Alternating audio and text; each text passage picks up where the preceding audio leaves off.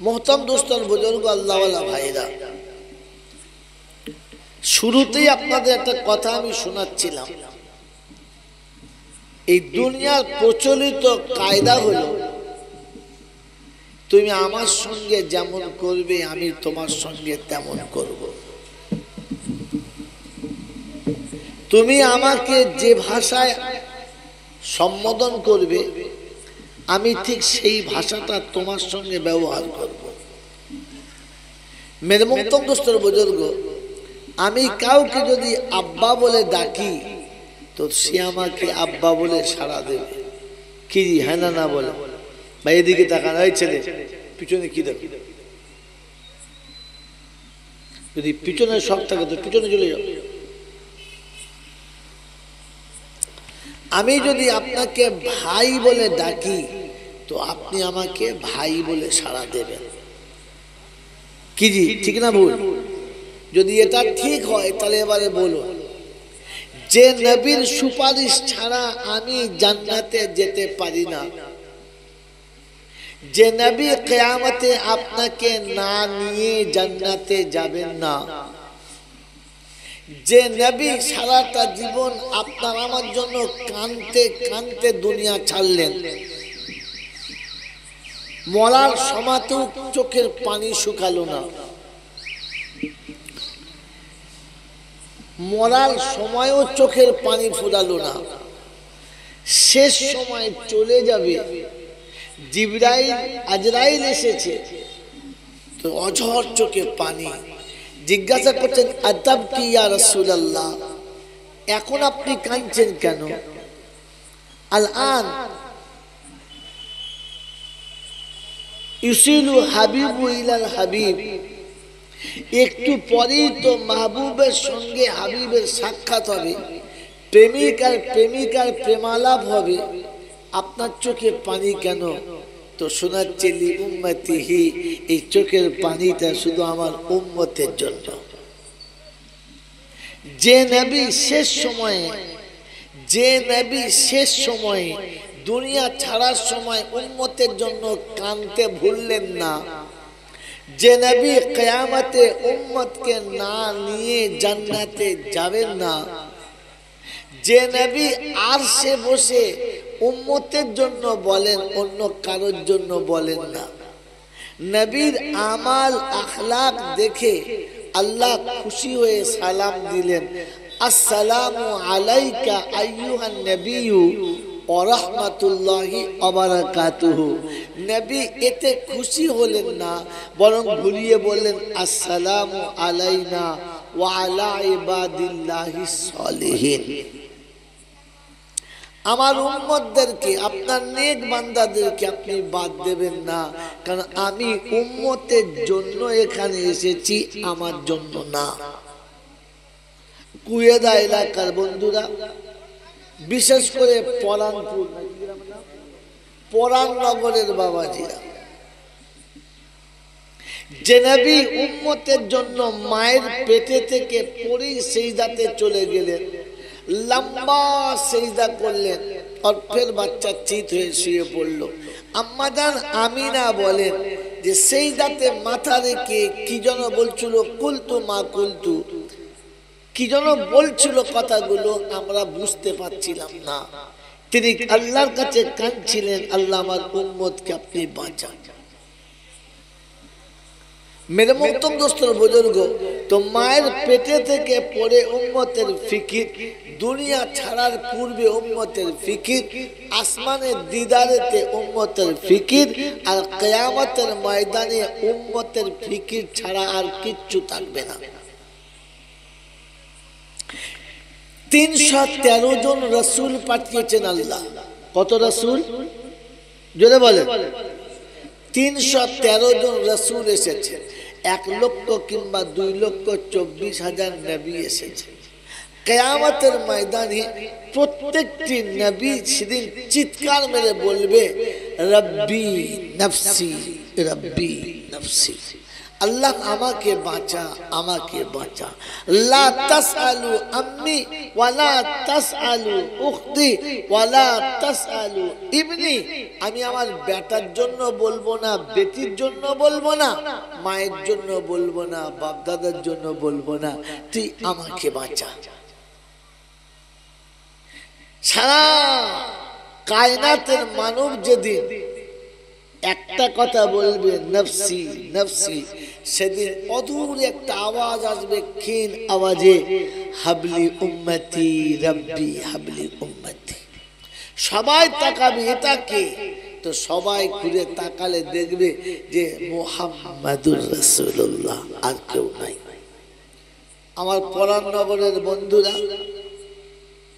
সেই নবী যে উম্মতের জন্য এতটা কুরবানি দিয়ে গেলেন, আজ নবী দিবসের দিনেতে বুকে হাত দিয়ে বলি, সেই নবীর শানে মোটামুটি 1000 বার দরুদ শরীফ পড়েছি, এরকম 2-1টা লোক হাত তোলে?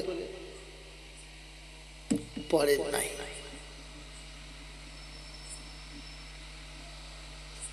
কমপক্ষে 500 বার পড়েছেন সারাদিনে? পড়েন নাই।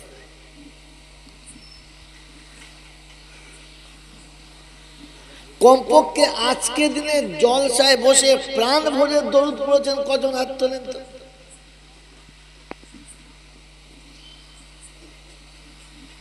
উম্মতের নাজাতের ফিকির চলছে, পেটের ফিকির করছে।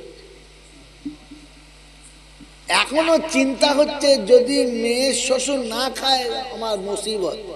কবরে যা হয় হবে, দেখা যাবে। হাসরে বাঁশ যায় যাবে, দেখা যাবে। মেয়ের শ্বশুরের খাওয়া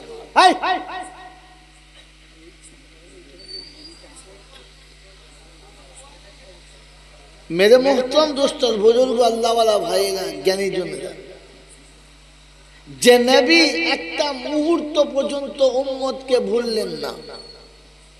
আম্মা জান আয়েশা সিদ্দিকা রাদিয়াল্লাহু তাআলা আনহা আদরের বিবি শোনাচ্ছে, ইয়া রাসূলুল্লাহ একটা কথা বলতাম। বলে এখন আমার কাছে টাইম নেই শোনার।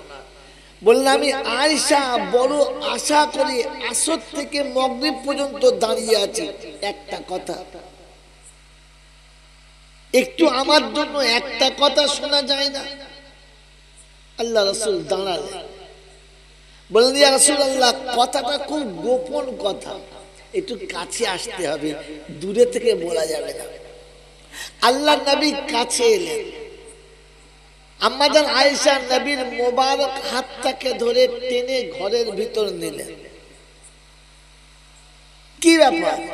বললেন ইয়া রাসূলুল্লাহ, ইয়া হাবিবাল্লাহ, কথাটা খুব করুণ কথা, গোপনীয় কথা, খোলামেলা জায়গাতে বলা যাবে না।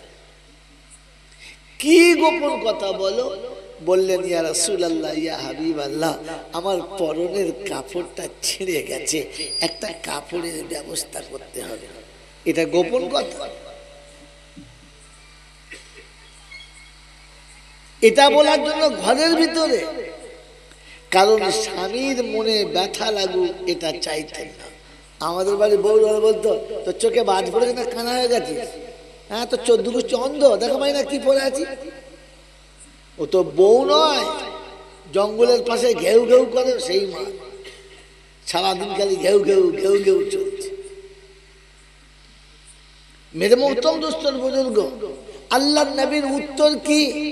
বলেন আয়েশা, উম্মতের ফিকির এতটা মাথায় চেপে আছে, আমি সংসারের কথা ভুলে গেছি। মদিনার খেজুর গাছের পাতা দিয়ে তুমি তোমার কাপড়টা সেলাই করে পরার চেষ্টা করো, আমি উম্মতের কথা ছাড়া কিছু ভাবতে পারছি না। যে নবী উম্মতের ফিকিরে সংসার ভুলে গেলেন, সেই নবীকে আমি আপনি কতটুকু মনে রেখেছি? শুধু চিটিং বাইদের মতো আর ধান্দা বাইদের মতো বছরে একদিন জুজ করে কিছু চাঁদাপত্র তুলে আর শুধু নবীর নাম করে ভাঙিয়ে খাচ্ছে।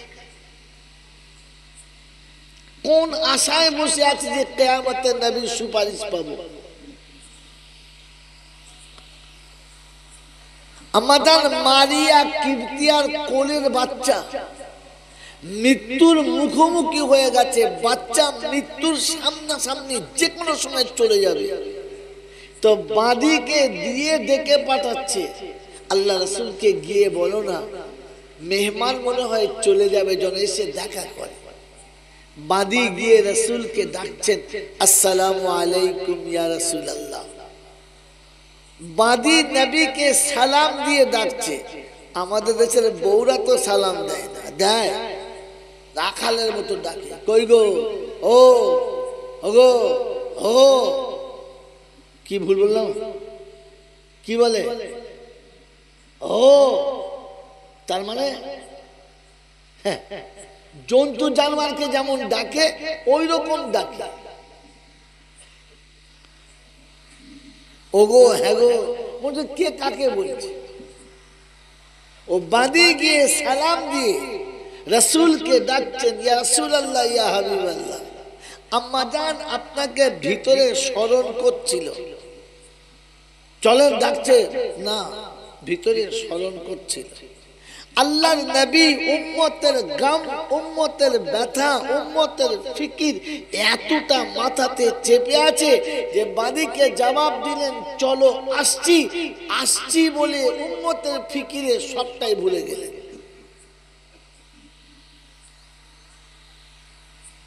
যে নবী উম্মতকে এতটা মনে রেখেছে, সেই নবীর শানে দরুদ পড়তে আপনার আমার এত কোনটা। রাসূলের শানে দরুদটাও ভক্তি ভরে বেরোয় না, বলার পরেও বেরোয় না, আশ্চর্য। আজ হাদিসের বাস্তবতা সামনে এসেছে। রমজানের মাসে জুমার দিনে নবী মিম্বরে উঠে 3 বার আমিন বললেন। সাহাবীরা জিজ্ঞাসা করলেন, ইয়া রাসূলুল্লাহ ইয়া হাবিবাল্লাহ, প্রতিপক্ষের কোনো কথা শুনতে পেলাম না, কারোর কোন রকমের চাওয়া পাওয়া শুনতে পেলাম না, আপনি আমিন বললেন, ব্যাপারটা বুঝতে পারলাম না। আল্লাহ নবী বললেন, ওই সময়তে আল্লাহ কিছু বলছিল আর জিবরাইল আমাকে শোনাচ্ছিল, আর আমি তাতে হ্যাঁ বলে দিলাম। শোনা যায় ইয়া রাসূলুল্লাহ? বললেন হ্যাঁ। বলে আল্লাহ কি চাইছিল? বলে আল্লাহ চাইছিল হাবিব তোমার উম্মতের মধ্যে যারা তোমার নাম শুনে দরুদ পড়ে না ওরা যেন ধ্বংস হয়ে যায়। আমি রাসূল বললাম তাই হোক, তাই হোক।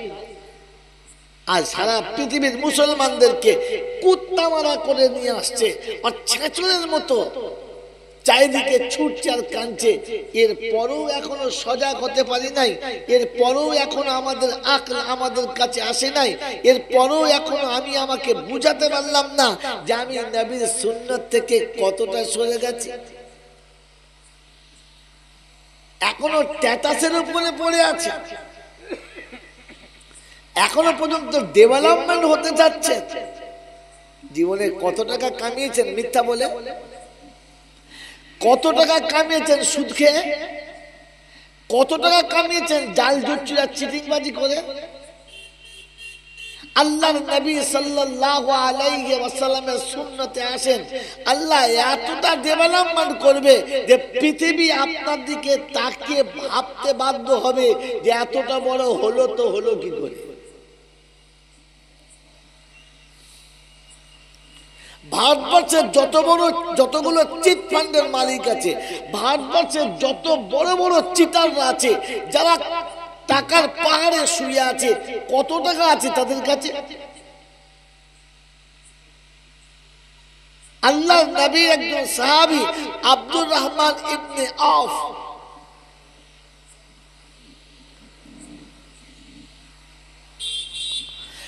যেদিন পৃথিবী ছেড়ে চলে যাচ্ছেন সেদিন ক্যাশ টাকা রেখে যাচ্ছেন ৪৭,০০০ লক্ষ কোটি টাকা। আছে হিন্দুস্তানের কারো? আছে? মেরে মোহতরম দোস্ত আর বুজুর্গ আল্লাহওয়ালা ভাইয়েরা, জ্ঞানী জ্ঞানীরা, সুধী মানুষেরা, আপনি আপনি রাসূলের সুন্নতের উপরে আসেন, ওই নবীর তরিকার উপরে আসেন, ডেভেলপমেন্টের ও শিকড় আল্লাহ আপনাকে দেখাবে যেখানে পৃথিবী আপনাকে মেপে শেষ করতে পারে। হযরত ইবনে আব্বাস আল্লাহর নবীর চাচা, গোটা মক্কার একটাই ব্যাংক ছিল, ব্যাংক অফ আব্বাস। গোটা মক্কার মানুষ ওখান থেকে টাকা নিয়ে ব্যবসা করত। ফতে মক্কার দিনে আল্লাহ নবী সাল্লাল্লাহু আলাইহি ওয়াসাল্লাম দাঁড়িয়ে সবাইকে বললেন যে মক্কার মানুষ শোনো, তোমরা ইবনে আব্বাসের কাছে যত টাকা নিয়েছো তার যেটা সুদ হয় আমি রাসূল চাচার তরফ থেকে তোমাদেরকে মাফ করে দিলাম। আমি রাসূল আমার চাচার তরফ থেকে মাফ করে দিলাম। আল্লাহ নবীর কথা শুনে চাচা ইবনে আব্বাস মুচকে মুচকে হাসলেন আর পাশে এসে দাঁড়ালেন, আর পাশে দাঁড়িয়ে বললেন, আমার ভাইপো আমার সুদ মাফ করে দিয়েছে, আমি ওই ভাইপোর ইজ্জতের খাতিরে, ওই ভাইপোর ইজ্জত রাখার জন্য আমি ইবনে আব্বাস তোমাদের আসলটাও মাফ করে দিলাম। কটা টাকায় ডেভেলপমেন্ট করেছেন যে মিথ্যার আশ্রয় নিচ্ছেন, চুরি করছেন, সুদ খাচ্ছেন, জালিয়াতি করছেন। ছি ছি ছি ছি ছি। আপনি তো ছিলেন মশাই সম্রাট, এখন লেজ হারিয়ে হয়েছে কোদালের বাঁট, কেউ আপনাকে ছুঁইতে চায় না। মেরে মোহতরম দোস্তর, বুজুর্গ, আল্লাহওয়ালা ভাইরা, নিজেকে বোঝার চেষ্টা করি, নিজেকে ভাবার চেষ্টা করি। আল্লাহ রাসূল যাদের জন্য ধ্বংসের কথা বলেছেন, আল্লাহ চাইছে না, নবী তাতে হ্যাঁ বলেছেন, এই উম্মতকে ধ্বংস থেকে বাঁচানোর আর কে আছে? খালি সারা জীবন নবী দিবসে গল্প শুনছেন, আমিনার কোলে হলো চাঁদের মতো আলো, আর হালিমা এসে সুযোগ বুঝে পালিয়ে নিয়ে গেল, এই শুনে সাল্লাল্লাহু আল্লাহ বলো আর বাতাসা খাবার বাড়ি চল। আর কিছু শুনেন নাই? শুনবেন করতে, যাদেরকে এনেছেন তারাই তো বলে না, আপনি শুনবেন করতে।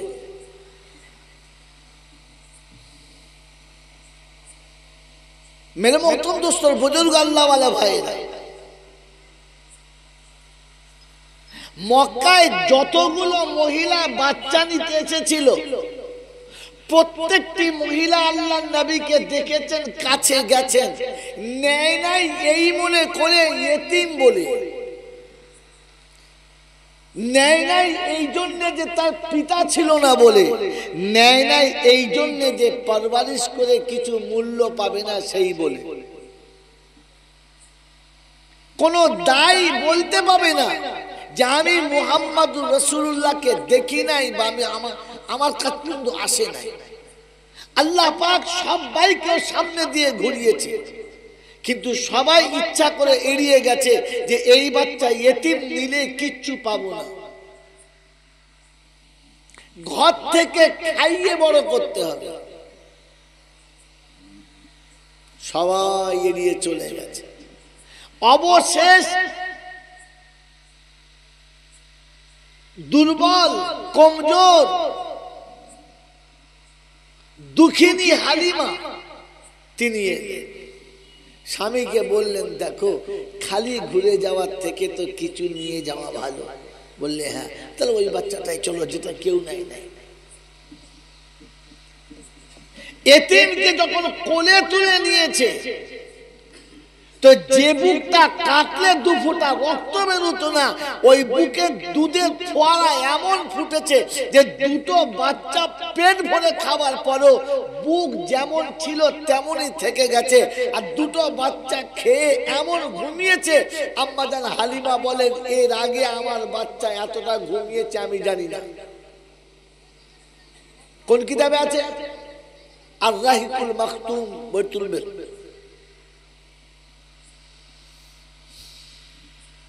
কাকে বলে বুকে তুলে নেওয়ার পরে? এতিমকে। জোরে বলেন, কাকে? এতিমকে।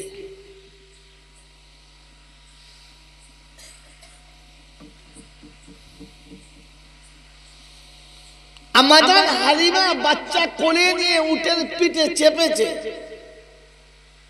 আর স্বামী চেপে যখন উটটা তুলতে যাচ্ছে মোটে ওঠে না, মেরেও তুলতে পারে না।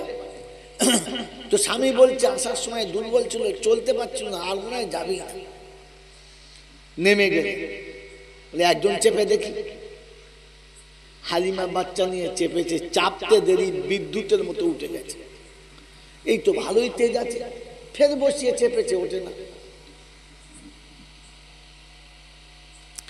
তৃতীয়বারে হালিমা বলছে শোনেন, আমি বাচ্চা নিয়ে সামনে বসে, তুমি পিছনে বসো, দেখি কি হয়। হালিমা বাচ্চা নিয়ে সামনে বসেছে, আর যেমনি ওনার স্বামী পিছনে বসেছে, খোদাই পাকের কুদরত, তারিখ লিখছে যে আমার কলম ঠেকাতে বাধ্য, যে উটের পিঠে হালিমার স্বামী চাপতে দেরি, উট উঠতে দেরি করে নাই, আর চলতে দেরি করে নাই। বলুন সুবহানাল্লাহ। তারিখ লিখছে রাসূলকে পিছনে ফেলেছিল বলে জানোয়ার বুঝতে পেরেছে এটা বেবরকত, এটা আল্লাহ পাক রাজি না, এটা অন্যায়, যে নবীকে পিছনে রাখা যাবে না, নবী সামনে হবে আর উম্মত পিছনে হবে।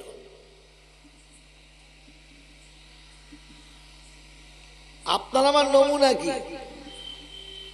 আমি আগে বাড়তে চাইলে নবীকে পিছনে দিতে হবে, হ্যাঁ না না ভাই, কথা বলেন দেখেন আপনারা। আজ আপনার আমার ধারণা, যদি শিক্ষার উচ্চ শিখরে চাপতে হয়, অর্থের উচ্চ শিখরে চাপতে হয়, তাহলে নবীকে পিছনে রাখতে হবে, সামনে রাখলে নয়, হ্যাঁ না না।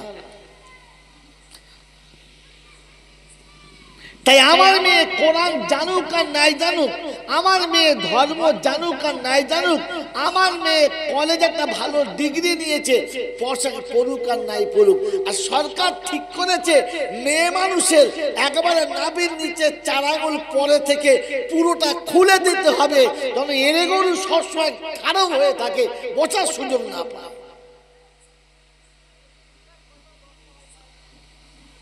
কলেজের বাচ্চাদের তো পা প্যান্ট পরায়, আর মেয়েদের বেলা কথা বলে। আপনার লজ্জা করা দরকার ছিল না?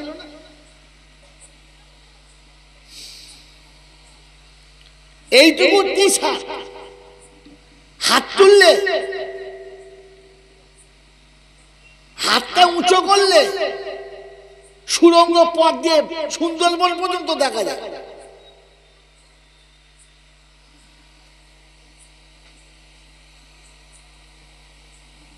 মেরে মহতম দোস্তের বুজুর্গ, উন্নতির উচ্চ শিখরে উচ্চ, নবীকে পিছনে রেখে যত উপরে উঠতে চেয়েছো, উপরে তো উঠতে পারো নাই, উপরে ওঠা তো সম্ভব হয় নাই, বরং জুতো খেয়ে লাঞ্ছিত হয়ে নিচেতে পড়ে কুত্তার মতো মার খেয়ে জড়ো হয়ে যাচ্ছে, তারপরও লজ্জা আসছে না, ফিরতে পারছে না। শুধু নবীদি ভাই যে খালি গল্প শুনছেন, মক্কায় আল্লাহ নবী বসে বসে, মদিনায়, বাস।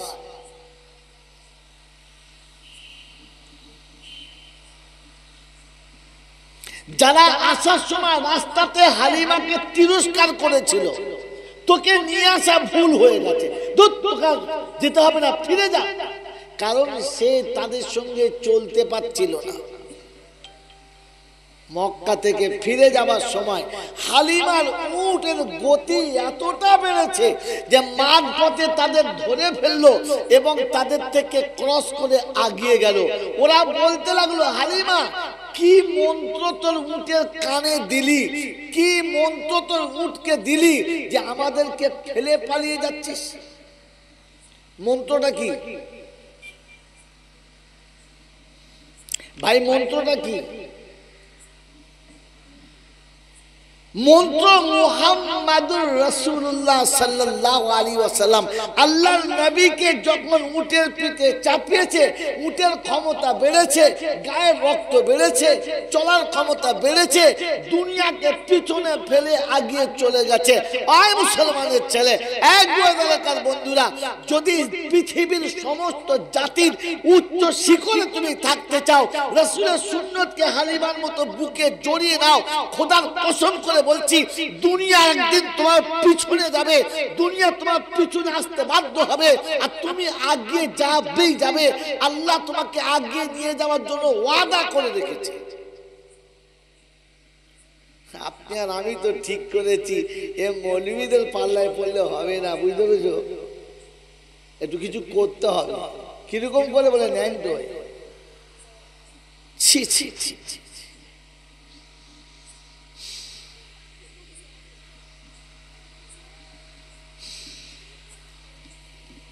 मेरे मोहतरम दोस्त और बुजुर्ग अल्लाह वाला भाई,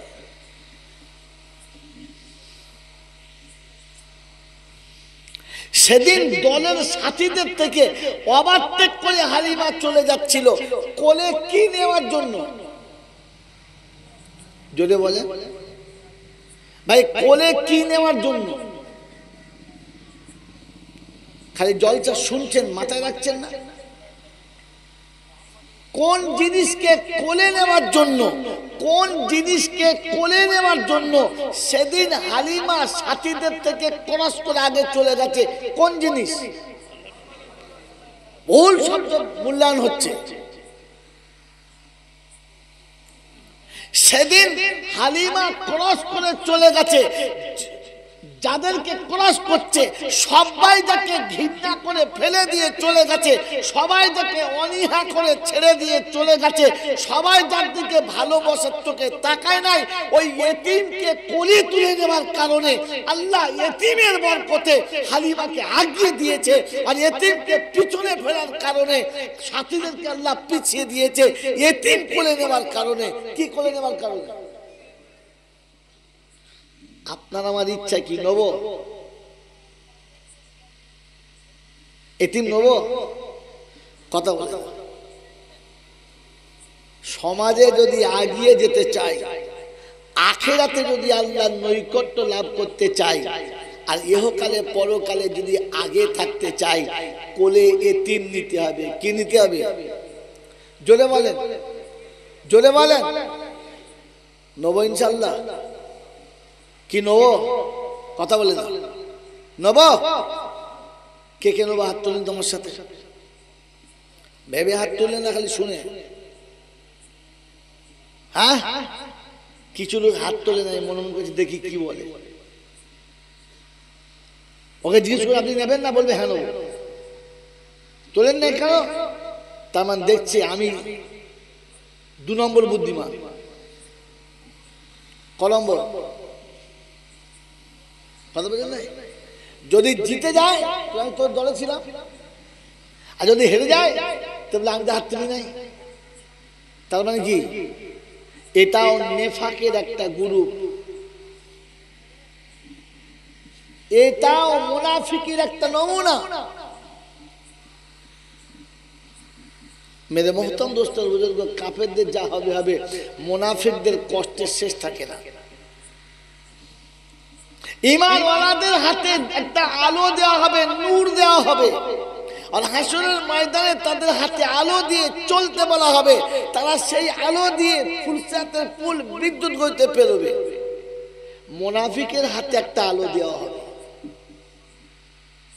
কিন্তু দুঃখ কোথায় জানেন? প্রতিমধ্যে আলোটা হাত থেকে কেড়ে নেওয়া হবে। একজন মানুষ অন্ধকারে ছুটে যেতে পারে, পায় না, পায় না, কিন্তু যার হাতে একটা খুব দারুণ আলো ছিল, চট করে ডুমটা ফিউজ হয়ে গেছে, ও আর 2 পা ফেলতে পারবে না, কারণ তার অন্ধকার ডবল হয়ে গেছে। হ্যাঁ না না? তো মুনাফিকদের হাতে ওই রকম অবস্থা কিয়ামতের ময়দানে হবে। কারণ মাথায় টুপিও ছিল, গায়ে পাঞ্জাবিও ছিল, নামাজের কাতারে দাঁড়িয়েও ছিল, মদের বোতল পকেটেও ছিল, পরের বউ বিছানায় ছিল, সুদের টাকাও ছিল। আপনাদের বলি নাই, ওদের ছিল। আপনাদের বলে মার খাবো? আপনারা ভালো মানুষ, এটা নেফাকের আর একটা নমুনা, এতেও আছে ওতেও আছে।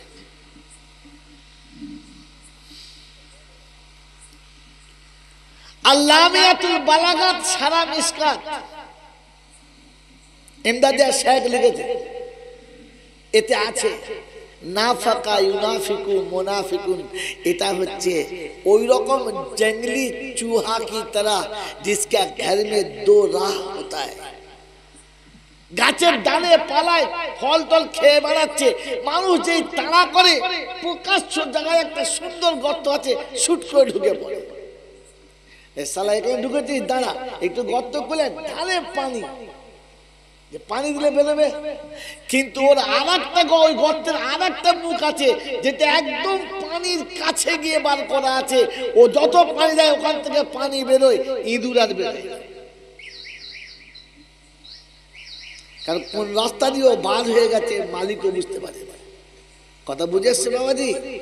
তো সব জায়গায় চালাকি করবেন না, কখনো ধরা দেওয়া ভালো,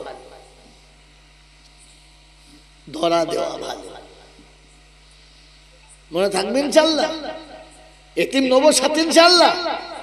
আজ থেকে মনে করে নেন, কখনো ভাই মরে গেলে ভাইপোদের দিকে অনীহার চোখে তাকাবো না।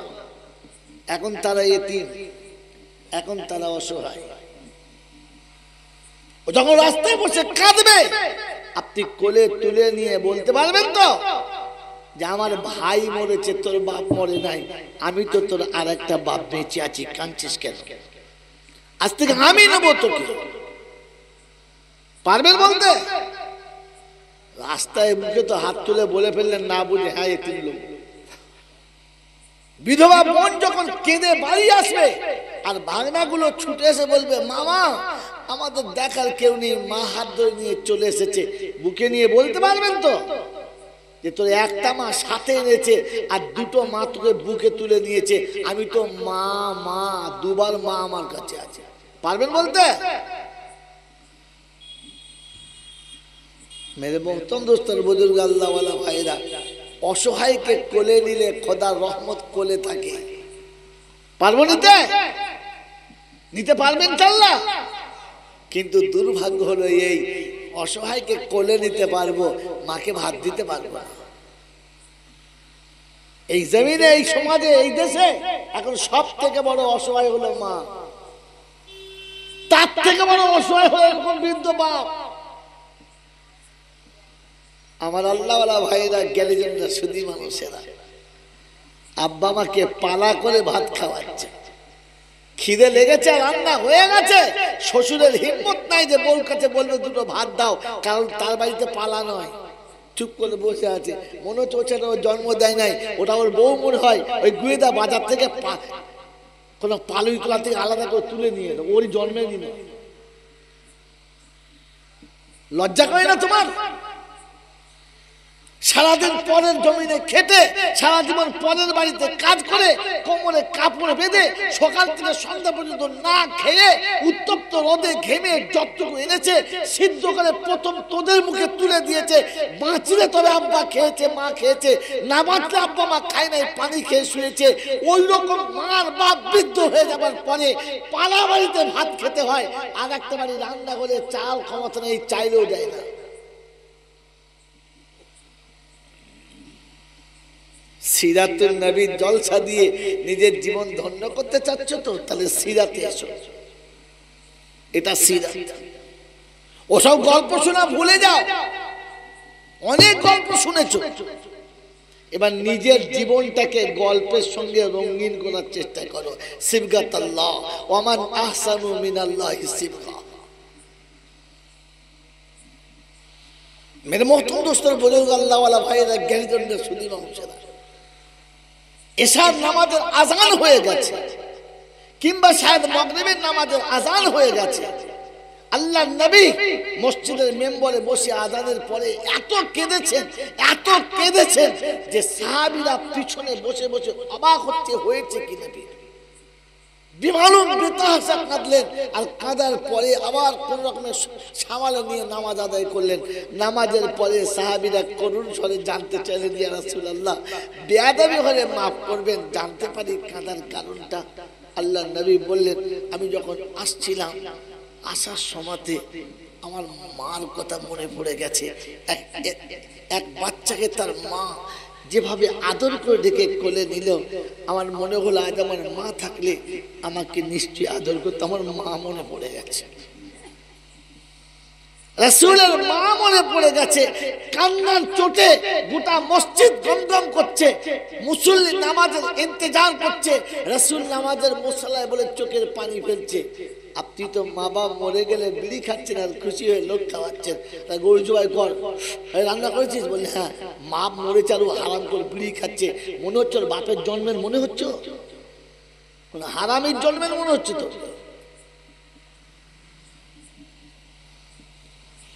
এর মোহতম দোস্তর বুজুর্গ, খোদার কসম করে বলছি, বাপের জায়গায় যদি তুমি মরে যেতে তো তোমার বাপ সকাল থেকে সন্ধ্যা পর্যন্ত বিড়ি তাড়ি খাওয়া তো দূরের কথা, দুমুঠো অন্ন ওপারে দিত না।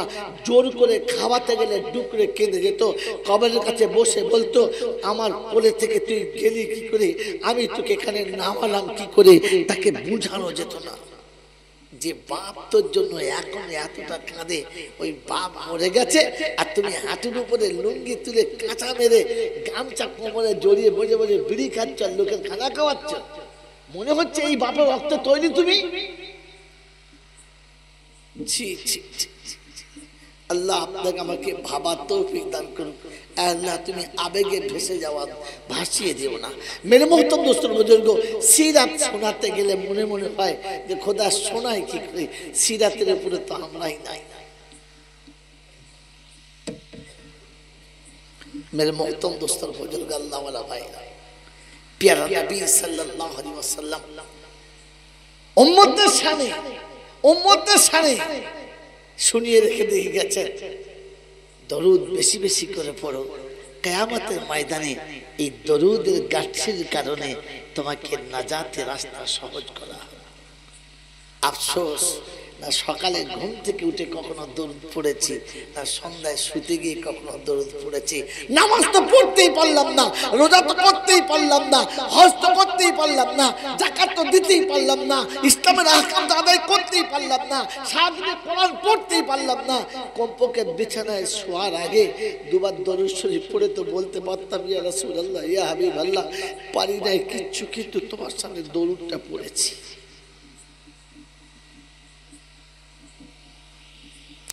এতটুকু বলার মতো সুযোগ আছে? আছে আছে। মেরে মোহতম দোস্তর বুজুর্গ, আল্লাহ ওয়ালা ভাইরা, সিরাতুন নবী শুনছেন তো শুনে রেখে দেন। এই উম্মত জাহান্নাম থেকে বেঁচে যাবে, এই উম্মত জাহান্নাম থেকে নাজাত পাবে। শোনাচ্ছে তিনটি কাজ যদি করে যায়। কটা কাজ বলেন? কটা কাজ? এই কটা বললাম, এখনো শোনে নাই, গায়ে হাত বলেছে। এই কটা বললাম? তিনটে কাজ। এক নম্বর কাজ হচ্ছে সন্ধ্যায় বিছানায় গিয়ে শোয়ার আগে আল্লাহর কাছে তওবা করবে, আল্লাহ সারাটা দিন পেলাম কিন্তু তোর গোলামি করতে পারলাম না, বিবির গোলামি করলাম, বাচ্চার গোলামি করলাম, বন্ধুর গোলামি করলাম, বান্ধবীর গোলামি করলাম, শয়তানের গোলামি করলাম, দুনিয়ার গোলামি করলাম, আর তোর গোলামিটাই ভুলে গেলাম। তারপরেও তুই যে আমাকে সুস্থ রেখেছিস, এটা তোর করুণা। আল্লাহ আমার এই ভুল মাফ করে দে, আস্তাগফিরুল্লাহ। কে জানে কাল সকাল হবে কিনা? কাল সকালে উঠলে তো সকাল, আর না উঠলেই তো পরকাল। ঘুম ভাঙলে সকাল, ঘুম না ভাঙলেই, জোরে বলে তো জীবনের শেষ মুহূর্তে আল্লাহ তোর কাছে তওবা করছি। নাম আখুল মত, ঘুম হলো মৌতের একটা ভাই, আমার তো মৌতের মুখে এনে ফেলেছিস। আল্লাহ শেষ তওবা করছে, আল্লাহ আমার জীবনের গুনাহ মাফ করে দে। এতটুকু তো তওবা করে শোয়ার কথা ছিল। সকালে ঘুম থেকে যখন উঠেছি তখন উঠেও তো তওবা করা দরকার ছিল, যে আল্লাহ গো প্রভাত হয়ে গেল, সকাল হলো, তুই তুলেছিস তাই সকাল, না তুললে তোমার হয়েই গিয়েছিল পরকাল। জানতাম না, বুঝতেই পারতাম না, কারণ 1 ঘন্টা আগেই আমি জানতাম না আমার পাশে বিছানায় কে আছে, বিবি আছে না উঠে চলে গেছে, বাচ্চা আছে না উঠে চলে গেছে, আমি সকালে উঠবো কি উঠবো না, আমার সম্পদ আছে না কেউ চুরি করে নিয়ে গেছে। 1 ঘন্টা আগে তো আমি জানতাম না। জানতাম না। এখন তুই তুলেছিস তাই তো সকাল, না তুললে পরকাল। এই আল্লাহ, এই সকালটা পেয়েছি, সন্ধ্যা হবে কে জানে, কে জানে। এই দুনিয়া আপনাকে চোখের সামনে দেখাচ্ছে, এই দুনিয়া আপনাকে চোখের সামনে দেখাচ্ছে। সকালে ঘুম থেকে উঠেছে, তারপরে বারমুন্ডা পরে ব্রাশ করেছে, এরপরে কোলা ব্যাঙের মতো পুকুরে ঝাঁপ করে পড়ে ডুবে উপরে উঠে গেছে, দামি শ্যাম্পু আর সাবান দিয়ে গোসল করে জামা কাপড় পরে একেবারে গাড়িতে চেপে যাচ্ছে, অফিসে যাবে। অফিসে যে বড়বাবু যাবে, একেবারে স্প্রে করে গাড়ি বার করেছে। অফিসে যাওয়ার আগে মাঝপথে অফিস শেষ হয়ে গেছে, আর খবর আসছে ঘরের সামনে জায়গাটা পরিষ্কার করো, লাশ আসছে। কার লাশ? বিবি চিৎকার মেরে বলছে কার লাশ? বলছে বুবু শোনো নাই, দুলা ভাই মারা গেছে। একটু আগে আমি সাজিয়ে দিয়েছি, আমার হাতের খাবার কি অফিসে গেছে? বলছে হ্যাঁ, তুমি অফিসে পাঠিয়েছিলে, অফিসে যাওয়ার আগে মেন অফিসে জমা পড়ে গেছে, শুধু লাশ ফিরে আসছে। কে জানে সকাল সন্ধ্যা আমার নসিবে আসবে, কে জানে সন্ধ্যা অন্ধকার আবার দেখতে পাবো। তো সকালে উঠে তো তওবা করা দরকার ছিল, যে আল্লাহ তোর পবিত্র দিনের সকাল পেয়েছি, এই আল্লাহ তোকে যেন ভুলে না যাই, কমপক্ষে আজকের দিনটাও যেন তোকে স্মরণ রাখতে পারি। আস্তাগফিরুল্লাহ, বিগত দিনের জন্য তওবা করলাম, আর আগামী দিনের জন্য দোয়া চাইলাম। এতটুকু তো বলা দরকার ছিল। ঘুম থেকে উঠে তো আলহামদুলিল্লাহ বলি নাই, বলেছি? মেরে মোহতরম দোস্তর বুজুর্গ আল্লাহওয়ালা ভাইরা, জ্ঞানী জ্ঞানীরা, বুদ্ধিজীবীরা, শুধু খালি তিনটে কাজ করবে। একটা সকালে আর সন্ধ্যে একটু তওবা করবে, আর দ্বিতীয় হলো যে প্রতিদিন একবার কোরআন শরীফটা বুকে মোহাব্বতের সঙ্গে জড়িয়ে নেবে। খোদার কসম করে বলছি, খোদার কসম করে বলছি, খোদার কসম করে বলছি, আপনি পৃথিবীতে অনেক বান্ধবীকে বুকে জড়িয়ে ধরেছেন, নিজের সন্তানকে জড়িয়ে ধরেছেন, বিবিকে জড়িয়ে ধরেছেন, সম্পদ জড়িয়ে ধরেছেন, আপনি ধরেছেন। আপনাকে বলছি, কাল সকালে উঠে গোসল করে পবিত্র হয়ে আপনি পবিত্র কোরআনটাকে খানিকক্ষণ বুকে জড়িয়ে ধরে একটুখানি মাথা নিচে করবেন। যে আনন্দ, যে অনুভূতি, যে স্পৃহা, যে ভেতরে জোয়ার একটা এমন আসে, এমন ভাসবে, যেটা পৃথিবীর আর কোনো জায়গাতে আপনি পাবেন না। 24 ঘন্টায় প্রতিদিন একটা বার কোরআনটাকে বুকে জড়িয়ে নিয়ে একবার আদর করে চুমো খাবেন। অনেকের গালে চুমো খেয়েছেন, অনেকের কপালে চুমো খেয়েছেন। এই মুসলমান এই ঠোঁট দুটো একটু কোরআনের উপরে চুমো খেয়ে ছেড়ে দেবেন। আল্লাহর নবী সাল্লাল্লাহু আলাইহি ওয়াসাল্লাম কাল কিয়ামতের ময়দানে উম্মতের নাজাতের জন্য আরশের তলায় সিজদাতে পড়ে যাবেন। এক সিজদা করার পর আল্লাহ হুকুম দেবে, যাও বার করে দিয়েছো জান্নাত জাহান্নাম থেকে, বার হবে। পরের সিজদায় বার হবে, পরের সিজদায় বার হবে। 3 সিজদা অনেক লম্বা হবে, আর জাহান্নাম থেকে সব বার হয়ে যাবে।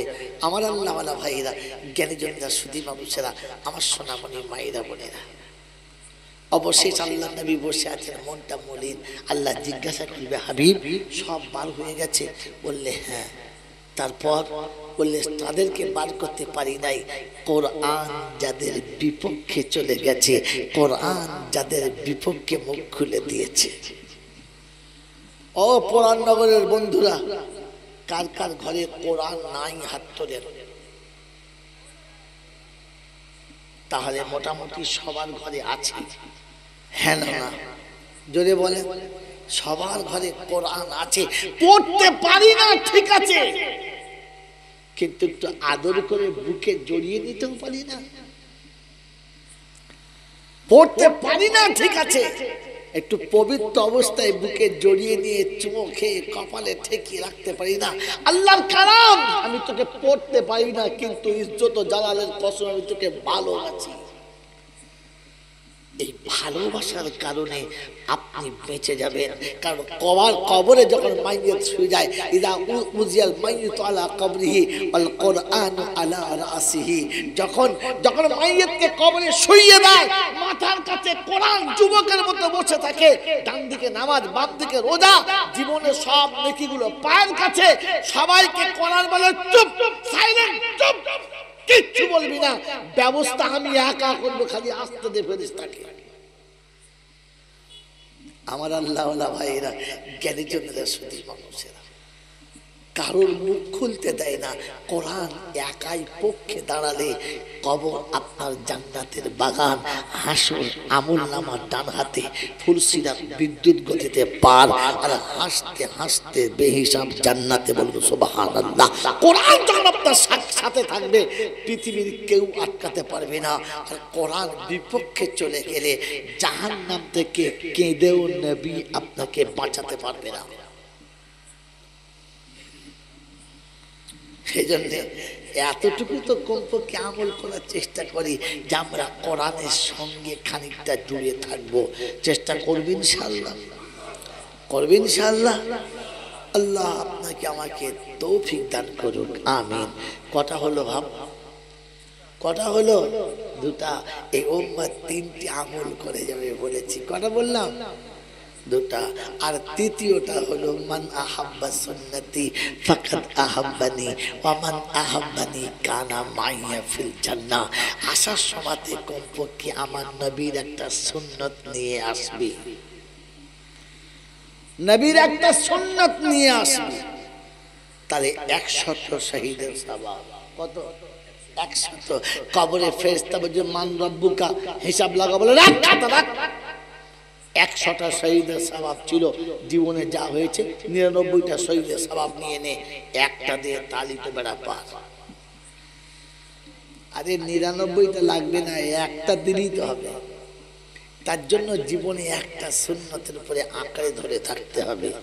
আমার বন্ধুরা, আমার আল্লাহওয়ালা ভাইরা, জ্ঞানী জ্ঞানীরা, শুধু মানুষেরা, উম্মতের নাজাতের জন্য আল্লাহ পাক শুনিয়ে রেখেছেন ওয়ালা সাউফা ইউতিকা রাব্বুকা ফাতারদা। হাবিব, কথা দিচ্ছি তোকে আমি খুশি করব, তোকে আমার কষ্ট দেব না। তোর চোখে পানি আসবে আমি চাই না, তুই কষ্ট পাবি আমি চাই না। তোর উম্মত জন্য কমপক্ষে একটা সুন্নত নিয়ে আসে, বাস। আমি আর আপনি এত বড় হতভাগা নবীর সুন্নতটাকে পর্যন্ত হারিয়ে ফেললাম, হারিয়ে ফেললাম। আমার বাবাজিরা, আমার আল্লাহওয়ালা ভাইরা, জ্ঞানী জনেরা, বুদ্ধিজীবীরা,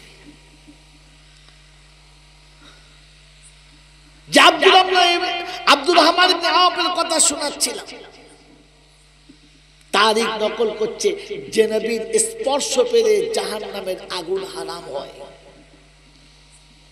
সমস্ত মেহমানদের খানা খাওয়ানোর পরে দস্তরখানাতে জল পড়ে, ময়লা পড়ে, নোংরা হয়ে গেছে, সামান সার্ফ লাগবে কাচতে। আব্দুর রহমান ইবনে আওফ ওই রুমালটাকে দস্তরখান থেকে তুলে ভাঁজ করে জ্বলন্ত চুলোর আগুনে ছুঁড়ে দিলেন, দাউ দাউ করে জ্বলে গেল। সবাই তার কাছে অবাক। খানিকক্ষণ জ্বলে যাবার পরে উনি লোহার শিক দিয়ে ফাঁকে বার করে ঝাড়া মারলেন, সমস্ত ময়লা চলে গেল, রুমাল পরিষ্কার হয়ে গেল, সাফ সাফ হয়ে গেল, একেবারে সাদা ধবধবে হয়ে গেল। দেখি অবাক সাহাবীরা জিজ্ঞাসা করলেন, আব্দুর রহমান ইবনে আওফ, এটা কোন জাদু শিখলি, এটা কোন ম্যাজিশিয়ান দেখালি যে সমস্ত রকমের ময়লা আগুন খেয়ে নিল, একটা পশম পড়লো না? আব্দুর রহমান ইবনে আওফ বলেন, খোদার কসম করে বলছি, এটা জাদু নয়, এটা ম্যাজিক নয়, এটা অন্য কিছু দাস্তান নয়, এটা আমার নবীর হাতের স্পর্শের কারণ। আমার রাসূল আমার ঘরে মেহমানদারি করেছেন, আর খানা খাওয়ার পরে রাসূল দস্তরখানায় হাত মুছেছেন। আমি সেদিন থেকে নিয়ত করেছি এ রুমালের যেখানে আমার নবীর হাতের স্পর্শ লেগেছে, আগুনের ক্ষমতা নেই, আগুনের ক্ষমতা নেই ওই রুমালের একটা সুতো পড়াতে পারে। মেরে মোহতরম দোস্তর বুজুর্গ, আব্দুর রহমান ইবনে আওফ বলেন, ওই দিন থেকে আমি রুমাল ময়লা হলে আগুনে ফেলে ময়লাটা পুড়িয়ে নিই, রুমাল পরিষ্কার থাকে, পড়ে না। যে নবীর স্পর্শ লাগলে, যে নবীর স্পর্শ লাগলে আগুন সুতোতে লাগে না, ওই নবীর সুন্নত আপনার সাথে থাকলে জাহান্নামের আগুন আপনাকে স্পর্শ করবে না, করবে না, করতে পারে না। কিন্তু দুর্ভাগ্য, আমি নবীর এমন উম্মত যে আমি নবীর সুন্নতটাকে নিয়ে চলতে পারি, জোরে বলেন না। যে কালেমা ছাড়া ঈমান থাকবে না। আসসালাতু ইমাদুদ্দিন, আসসালাতু ইমাদুদ্দিন, নামাজ হলো দ্বীনের খুঁটি। হ্যাঁ না বলেন? আপনি কথা বলেন না তো। খুঁটি কাঁধে করে নিয়ে কেউ যদি ঘুরে বেড়ায় ঘর হবে? ঘর হবে? যে কাঁধে করে ঘুরে বেড়াচ্ছে ও বাঁচবে? খুঁটি কতদিন বইবে? তো খুঁটি গাড়ার জন্য একটা জমিনের দরকার, একটা জায়গার দরকার। হ্যাঁ না যদি বলে। এখন ওকে জিজ্ঞাসা করছে কই রে ভাই খুঁটিটা গাড়, বলছে দাঁড়া এখনো জমি ঠিক হয় নাই। তো যার জমি নাই তার খুঁটির কোনো দাম আছে ভাই? কথা বলে না। মেরে মহতম দোস্তর বুজুর্গ, ঈমান হলো জমিন আর নামাজ হলো তাতে খুঁটি, যেটাতে ইসলামের আপনি ভিত রাখবেন। আপনার ঈমানের জমিটা ঠিক আছে তো? গোটা জীবনে তো কলেমার কোনো চর্চাই নাই। কলমার জীবনে কবার পড়তে হয় বাবা? দুবার। কলমার জীবনে কবার পড়তে হয় ভাই বলে? দুবার। যেদিন বিয়ে করতে গেছে কথা বলে, সেই দিনে ইমাম সাহেব বসিয়ে কলমা পড়িয়ে দিয়েছে, আশহাদু আল্লা ইলাহা ইল্লাল্লাহ। বাবা কলমা পড়ে এলাম। হ্যাঁ না বলে? আর একদিন পড়তে হবে। কখন? যেদিন কলা ব্যাঙের মতো চিত হয়ে উঠবে, গোসল টোসল করিয়ে টরিয়ে দিয়ে কাপড়ে প্যাকিং করে। হ্যাঁ না বলেন? এইবারে খাট ধরে আশহাদু আল্লা ইলাহা আস্তাগফিরুল্লাহ আস্তাগফিরুল্লাহ। ঈমানের জমি তার কাছে নাই তো নামাজের খুঁটিটা গাড়বে কোথায়? মেরে মহতম দোস্তর বুজুর্গ, আল্লাহওয়ালা ভাইয়েরা, জ্ঞানীজনেরা, সুধী মানুষেরা, এই জন্য আল্লাহর কাছে প্রথমে নিজেকে ধরা দিই। দেবেন ইনশাআল্লাহ? যদি বলেন ধরা দেবেন ইনশাআল্লাহ? ধরা দেবো মনে হচ্ছে ইনশাআল্লাহ? আমার জ্ঞানীজনেরা, বুদ্ধিজীবীরা, আল্লাহ পাক আপনাকে আমাকে ভাবার তৌফিক দান করুন, বলুন আমিন। মেরে মহতম দোস্তর বুজুর্গ, আমি আর আপনি যে পথে চলেছি, আমি আর আপনি যে রাস্তায় চলেছি, আমি আর আপনি যে পথ অনুসন্ধান করে চলেছি, এ পথ যদি পেতে হয় তাহলে আমাকে সিরাতের নবীর কাছে ধরা দিতে হবে। মেরে মহতম দোস্তর বুজুর্গ, বাস কোরআনের দুটো তিনটে আয়াত শুনিয়ে দিচ্ছি। আল্লাহ পাক রব্বুল আলামিন আপনাকে আমাকে যেন ঠিক তার উপরে চলার তৌফিক দান করেন, বলুন আমিন। আমার বন্ধুরা, আমার আল্লাহওয়ালা ভাইয়েরা, জ্ঞানীজনরা, সুধী মানুষেরা, আমার সোনামণি মায়েরা, বোনেরা, কোরআন শুনিয়েছি, ইন কুনতুম তুহিব্বুনাল্লাহ ফাত্তাবিউনি ইউহিব্বুকুমুল্লাহ। যদি তুমি খোদার পিয়ারা হতে চাও তাহলে রাসূলের ইত্তেবা জরুরি, ইত্তেবা অবশ্যই। নবীর ইত্তেবা ছাড়া তোমার ইবাদতের কোনো ওজন নাই। কিছু মনে করবেন না, কথা যদিও গায়ে লাগে তবু বলে ফেলছে। ফাত্তাবিউনি, আল্লাহ শোনাচ্ছে হাবিব তুমি বলো যেন তারা তোমার অনুসরণ করে। হ্যাঁ না বলেন? কি বলেন জি? আমার আগে মুফতি সাহেব এই আয়াতের তরজমা করছিলেন। তার নবীর ইত্তেবা শর্ত কে করতে বলেছে? আল্লাহ। করবে ইনশাআল্লাহ? জোরে বলেন। তো আল্লাহ নবী বলেছেন নামাজ ছাড়া উম্মতের নাজাতের কোনো রাস্তা নেই। আমি আপনি এটা বিশ্বাস করে নিয়েছি, তাই নামাজ পড়তে শুরু করেছি। নামাজ পড়ছি, পড়বো ইনশাআল্লাহ। তবে মাথায় টুপি থাকবে না, গায়ে জামা থাকবে না, খাবার হালাল থাকবে, যদি বলে না। এবারে বলে কি হবে? বলে বাবাজিরা, আমার শোনার চান বন্ধুরা, আপনি যে ঘরের ভিত দেবেন খুঁটি, তার জন্য পাথর, বালি, ইট সব এনেছেন, রড এনেছেন, শুধু সিমেন্টটা নাই। সব মাখিয়ে ঢেলে দিলে পিলার হবে তো? কথা কেন? রড আছে, বালি আছে, পাথর আছে, ইট আছে, সব আছে, পানিও দিয়েছেন, শুধু সিমেন্টটা বাকি। এতে হওয়া সম্ভব? সম্ভব না।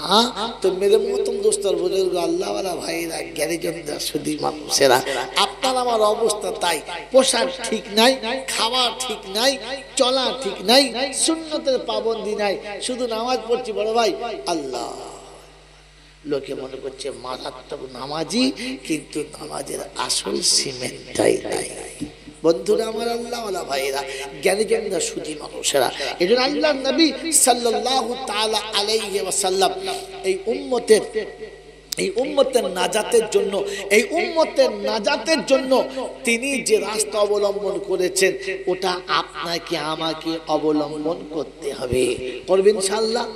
করবেন ইনশাআল্লাহ? তার প্রথম দিক হলো আমাদের চরিত্র ঠিক করা, আমাদের লেনদেন আচার ব্যবহার ঠিক করা। মক্কার জমিনে বিশ্বনবী জনাবে মুহাম্মদ রাসূলুল্লাহ সাল্লাল্লাহু তাআলা আলাইহি ওয়াসাল্লাম এতটা বিশ্বস্ত অর্জন করেছিলেন যে বাপ যেখানে বেটাকে বিশ্বাস করত না, ওখানে আমার নবীকে বিশ্বাস করত। বিবি যেখানে স্বামীকে বিশ্বাস করত না, ওখানে আমার নবীকে বিশ্বাস করত। যেখানে কোনো বাপ তার যুবতী কন্যাকে নিজের বাড়িতে রেখে যাওয়া ভাইয়ের কাছে বিশ্বাস করত না, কিন্তু ওখানে নবীকে বিশ্বাস করত। তাই মক্কার মানুষ কখনো বিদেশে চলে গেলে তার বাড়ির গচ্ছিত সম্পদ আমার নবীর কাছে আমানত রেখে দিতেন, কারণ জানতেন ভাই নষ্ট করে দেবে, জামাই নষ্ট করে দেবে, বোনাই নষ্ট করে দেবে, পাড়ার লোক নষ্ট করে দেবে, নেতা নষ্ট করে দেবে, মেম্বার নষ্ট করে দেবে, মুহাম্মদ কখনো নষ্ট করে দেবে না। তাই নিজের গচ্ছিত সম্পদ আমার নবীর কাছে জমা রেখে যেতেন। কোন নববিবাহিত বধূকে স্বামী রেখে যাবার সময় মনে মনে ভাবতেন, ঘরে থাকলে ভাই আছে, বোনাই আছে, আরো লোক আছে, আমার বিবি মনে হয় আমার সঙ্গে সাথী বিগড়ে যাবে, পথ ভ্রষ্ট হবে, নোংরা কাজে চলে যাবে। তাই তারা তাদের যুবতী কন্যা এবং নূতন বধূকে আমার নবীর আমানত দিয়ে যেতেন, মুহাম্মদ একটু নজর রেখো যেন এরা কোন রকমের ভুল পথে না পা দিয়ে ফেলে। মেরে মোহতরম বুজুর্গ, যে মক্কার মানুষ আমার নবীকে এতটা বিশ্বাস করতেন যে বিশ্বাস নিজের পিতা সন্তানের উপরে করত না, সেখানে আমার নবীকে বিশ্বাস করতে ভালোবাসতো। মক্কার মানুষ কখনো কখনো মানুষকে দিয়ে বলতো, ওরে সত্যবাদী যদি দেখতে হয় তো আব্দুল্লাহর বেটাকে দেখে আয়, সত্যবাদী যদি দেখতে হয় আমিনার লালকে দেখে আয়। সত্যবাদী কাকে বলে? আমানতদার যদি দেখতে হয় তো আব্দুল মুত্তালিবের পোতাকে দেখে আয়, আবু তালেবের ভাতিজাকে দেখে আয়, আর কাউকে দেখতে হবে না। যেখানে আরবে তিনি উপমার উচ্চ শিখরে ছিলেন, যেদিন সত্য কথা আল্লাহর নবী, সত্যিকারের সত্যটা আল্লাহর নবী এসে বললেন, সেদিন সবার কাছে তিনি অপ্রিয় হয়ে গেলেন। যাদের হৃদয়ের মণিকটাতে তিনি একদিন সিংহাসনে বসে রাজত্ব করছিলেন। মেরে মোহতরম দোস্তর বুজুর্গ, আল্লাহওয়ালা ভাইরা, জ্ঞানীজনরা, সুদর্শা, আল্লাহর নবী দেখলেন যখন মক্কার মানুষ এতটা আমার দিকে ঢলে গেছে, নির্জন বাস নিলেন, নির্জন জায়গা থেকে খোদার সঙ্গে সাক্ষাৎ করে উম্মতের নাজাতের জন্য রাস্তা খুঁজলেন। উম্মত কি করে নাজাত পাবে? আল্লাহ পাকের পেয়ারা নবী সাল্লাল্লাহু আলাইহি ওয়াসাল্লাম মক্কা থেকে 2 মাইল দূরে জামালের নূরের উপরে গাড়ে হেরাতে নির্জন জায়গাতে বসে আল্লাহর ধ্যানে মগ্ন থাকতেন। খাদ্য পানি নিয়ে যেতেন, শেষ হলে আবার নেমে আসতেন। কখনো মাঝে মাঝে আম্মাজান খাদিজাতুল কুবরা খাবার নিয়ে ওখানে পৌঁছাতেন। মেরে মোহতরম দোস্তর বুজুর্গ, আল্লাহওয়ালা ভাইরা, জ্ঞানীজনরা, বুদ্ধিজীবীরা, আল্লাহর নবী দিনের পর দিন, মাসের পর মাস, বছর পর বছর, 3 বছর কাটিয়েছেন। রমজানে গোটা মাস আল্লাহর নবী গাড়ে হেরাতে থাকতেন, নিচে নেমে আসতেন না। আল্লাহ পাক রব্বুল আলামিন একটা সময় রাজি হয়ে গেলেন, নবুয়ত আসার টাইম এসে গেল। গারে হেরাতে আল্লাহর নবীর কাছে জিবরিল আমিন এসে নামলেন আর প্রথম শোনালেন, ইকরা বিইসমি রাব্বিকাল্লাযী খালাক, খালাকাল ইনসানা মিন আলাক, ইকরা ওয়া রাব্বুকাল আকরাম আল্লাযী আল্লামা বিল কলম, আল্লামাল ইনসানা মা লাম ইয়ালাম। মেরে মোহতরম দোস্তর বুজুর্গ, এই আয়াত যখন শোনালেন, আল্লাহর নবী গারে হেরা থেকে থরথর করে কাঁপতে নিচে নেমে এলেন। খাদিজাতুল কুবরার কাছে গিয়ে বললেন, জাম্মিলুন ইয়া খাদিজা, জাম্মিলুন ইয়া খাদিজা, আমাকে চাদর আবৃত করে দাও, আমি আর সহ্য করতে পারছি না। বড় ভয় পাচ্ছে, থরথর করে কাঁপছেন। আল্লাহর নবীকে কাছে পেয়ে আম্মাজান খাদিজাতুল কুবরা রাদিয়াল্লাহু তাআলা আনহা সেদিন কাছে নিয়ে রাখলেন, চাপা দিয়ে সান্ত্বনা দিলেন। বললেন, ইয়া রাসূলুল্লাহ, কি ব্যাপার? বলে, আমার বড় ভয় করছে। এমনি একজন মানুষকে দেখছি যার মাথাটা আসমানে লেগে আছে, পা দুটো জমিনে, সূর্য যেখানে ওঠে সেখানে একটা, সূর্য ডোবে যেখানে সেখানে একটা, গোটা পৃথিবীতে তার দুই পায়ের মাঝখানে এসে গেছে। এত বড় জাসামাত একজনকে দেখেছি, আমি আর সহ্য করতে পারছি না। মেরে মোহতরম দোস্ত বুজুর্গ, আম্মাজান খাদিজাতুল কুবরা ওসব আল্লাহর নবীর মাথাটা কোলের উপর তুলে নিয়ে নিজে হাতে আগুনে ধরে বললেন, এবার দেখুন। আল্লাহর নবীর চোখ খুলে তাকালেন, বললেন না দেখতে পাচ্ছি না। সান্ত্বনা দিয়ে নিচে নামালেন, যেমনি কোল থেকে নামানো আবার দেখতে পাচ্ছেন। আম্মাজান খাদিজা আবার কোলে তুলে নিলেন, আর দেখতে পাচ্ছেন না। আম্মাজান খাদিজা শোনালেন, ইয়া রাসূলুল্লাহ, ইয়া হাবিবাল্লাহ, নিশ্চয়ই এটা আল্লাহর কোনো মুকাররব ফেরেশতা হবে, শয়তান না, কোনো খারাপ কিছু না, দেহ দানব কিছু না, দুশমন বলে কিছু না। নিশ্চয়ই আল্লাহ আপনাকে এরকম একজন বন্ধু পাঠিয়েছে সাহায্যের জন্য। কারণ ইয়া রাসূলুল্লাহ, হাবিবাল্লাহ, যখন আমি আপনার কাছে যাচ্ছি, ফেরেশতা লজ্জায় মুখটা লুকিয়ে দিচ্ছে।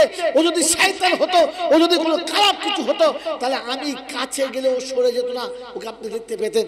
আল্লাহ নবীর সান্ত্বনা এলো, বুঝতে পারলেন, চুপ করে গেল। আস্তে করে আল্লাহ নবীকে ঘুম পড়িয়ে দিলেন। আল্লাহ নবী যখন তন্দাচ্ছন্ন হয়ে ঘুমিয়ে ডুবে গেলেন, আল্লাহ নবীকে বালিশে মাথা নামিয়ে দিয়ে ওযু করে নামাজের মুসাল্লা বিছিয়ে 2 রাকাত নামাজ পড়ে আল্লাহর কাছে হাত তুলেছেন। রব্বুল আলামিন, আল্লাহ, জীবনে 3 বার বিধবার পোশাক পরেছি, 4বার এসে ইয়েতিমের হাত ধরে বাকি জীবন কাটতে চেয়েছি। পরওয়ারদিগারে আলম, আমাকে আর বিধবার পোশাক আপনি দেখাবেন না, আমাকে আর স্বামী হারা করাবেন না। আমি 3বার হারিয়েছি, 4বার ইয়েতিমের হাত ধরেছি। তোর ইয়েতিমের সঙ্গে একটু থাকতে দে, তোর ইয়েতিমের সাথে আমাকে থাকতে দে, এই ইয়েতিমের কোলে আমাকে মরতে দে, ইয়েতিমের কোল থেকে তুই আমাকে তুলে নিস না। আল্লাহর কাছে কাঁদতে লাগলেন, দোয়া করতে লাগলেন। আমার বন্ধুরা, আমার আল্লাহওয়ালা ভাইরা, আমার জ্ঞানীজনরা, বুদ্ধিজীবীরা, আমার সোনামণি মায়েরা বোনেরা, পেয়ারা নবী সাল্লাল্লাহু তাআলা আলাইহি ওয়াসাল্লাম সেদিন তন্দাচ্ছন্ন বন্ধ হয়ে গেল। কয়েকদিন পর্যন্ত ওহী আসে না, আর আল্লাহ নবীর সঙ্গে কোনো কথা হয় না। আল্লাহ রাসূল একদিন মক্কার জমিনে চলতেছেন, রাস্তা দিয়ে গলি দিয়ে যাচ্ছেন, হঠাৎ নজরটা উপরে উঠেছে। তাকিয়ে দেখে শূন্য আসমানের উপরে, উপরে আসমান, নিচে জমিন, শূন্যের উপরে চেয়ারে সেই ফেরেশতাটা আবার বসে আছে। দেখার সাথে ভিতরটা শিহরণ জেগে গেল, আর একেবারে মাথা নিচু করে দিলেন।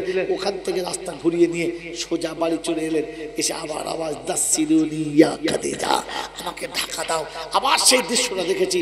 আল্লাহ নবীর চাদর থেকে যেমনি শুয়ে পড়েছেন, আল্লাহ আওয়াজ দিচ্ছেন, ইয়া আইয়ুহাল মুদাসসির কুম ফাআনদির ওয়া রাব্বাকা ফাকাব্বির ওয়া সিয়াবাকা ফাতাহির ওয়ার রুজুজা ফাহজুর। শব্দ 4টে মনে রাখবেন। আল্লাহ নবী সূরা মুদাসসির নুজুল শুরু হলো। আল্লাহ নবী সাল্লাল্লাহু আলাইহি ওয়াসাল্লামকে আল্লাহ ডাকছেন, ও চাদরে ঢেকে শোনেওয়ালা, শোয়ার জন্য তোমাকে পাঠাই নাই, আরামের জন্য তোমাকে পাঠানো হয় নাই, তোমার তন্দাচ্ছন্নের জন্য পাঠানো হয় নাই। সারা বিশ্ব মানবের ভুল পথ থেকে বাঁচানোর জন্য মেহনতের ভার তোমার কাঁধে চাপিয়ে দিয়ে দাওয়াতের দায়িত্ব তোমার কাঁধে দিয়ে পাঠিয়েছি। অতএব ইয়া আইয়ুহাল মুদাসসির, ওই চাদরে ঢাকনেওয়ালা, চাদর ছাড়ো, চাদর ছাড়ো। ওয়া রাব্বাকা ফাকাবির, তোমার প্রভুই হলো সবথেকে বড়। তার কিবরিয়ার বয়ান করো, তার বড়ত্বের বয়ান করো, তার বড়ত্ব সারা পৃথিবীর মানুষকে শোনাও যে এক আল্লাহ বড়, আল্লাহ বড়, এর উপরে কেউ বড় নাই। দুনিয়ার যে যত ইবাদত করেছে, যে যত দেবতার পিছনে চলে গেছে, যে যত জায়গাতে তার মাবুদ ইলাহ মানিয়েছে, সব ইলাহগুলোকে একেবারে নিস্তেজ করে দাও। আর তুমি তোমার রবের কথা তাদের কাছে পূর্ণ করে বলো, রাব্বাকা ফাকাব্বির ওয়া সিয়াবাকা ফাতাহির। হাবিব, নোংরা পোশাক থেকে তোমার উম্মতকে বাঁচাও, নোংরা পোশাক থেকে বাঁচাও। আমার বন্ধুরা, আমার আল্লাহওয়ালা ভাইয়েরা, জ্ঞানীজনরা, বুদ্ধিজীবীরা, আমার সোনামণি মায়েরা বোনেরা, আল্লাহ পাক তার নবীকে শিখিয়েছে নোংরা পোশাক থেকে বাঁচাও। কারণ নোংরা পোশাকে যারা থাকে, নোংরা শরীরে যারা থাকে, তারা জঘন্যতর জন্তু জানোয়ারের মতো। তাদের মনুষ্যত্বের খাতায় তোলা যায় না, তারা মানুষ হতে কোনোদিন সক্ষম না, তাদেরকে মানুষের খাতায় তোলাটাও সম্ভব না।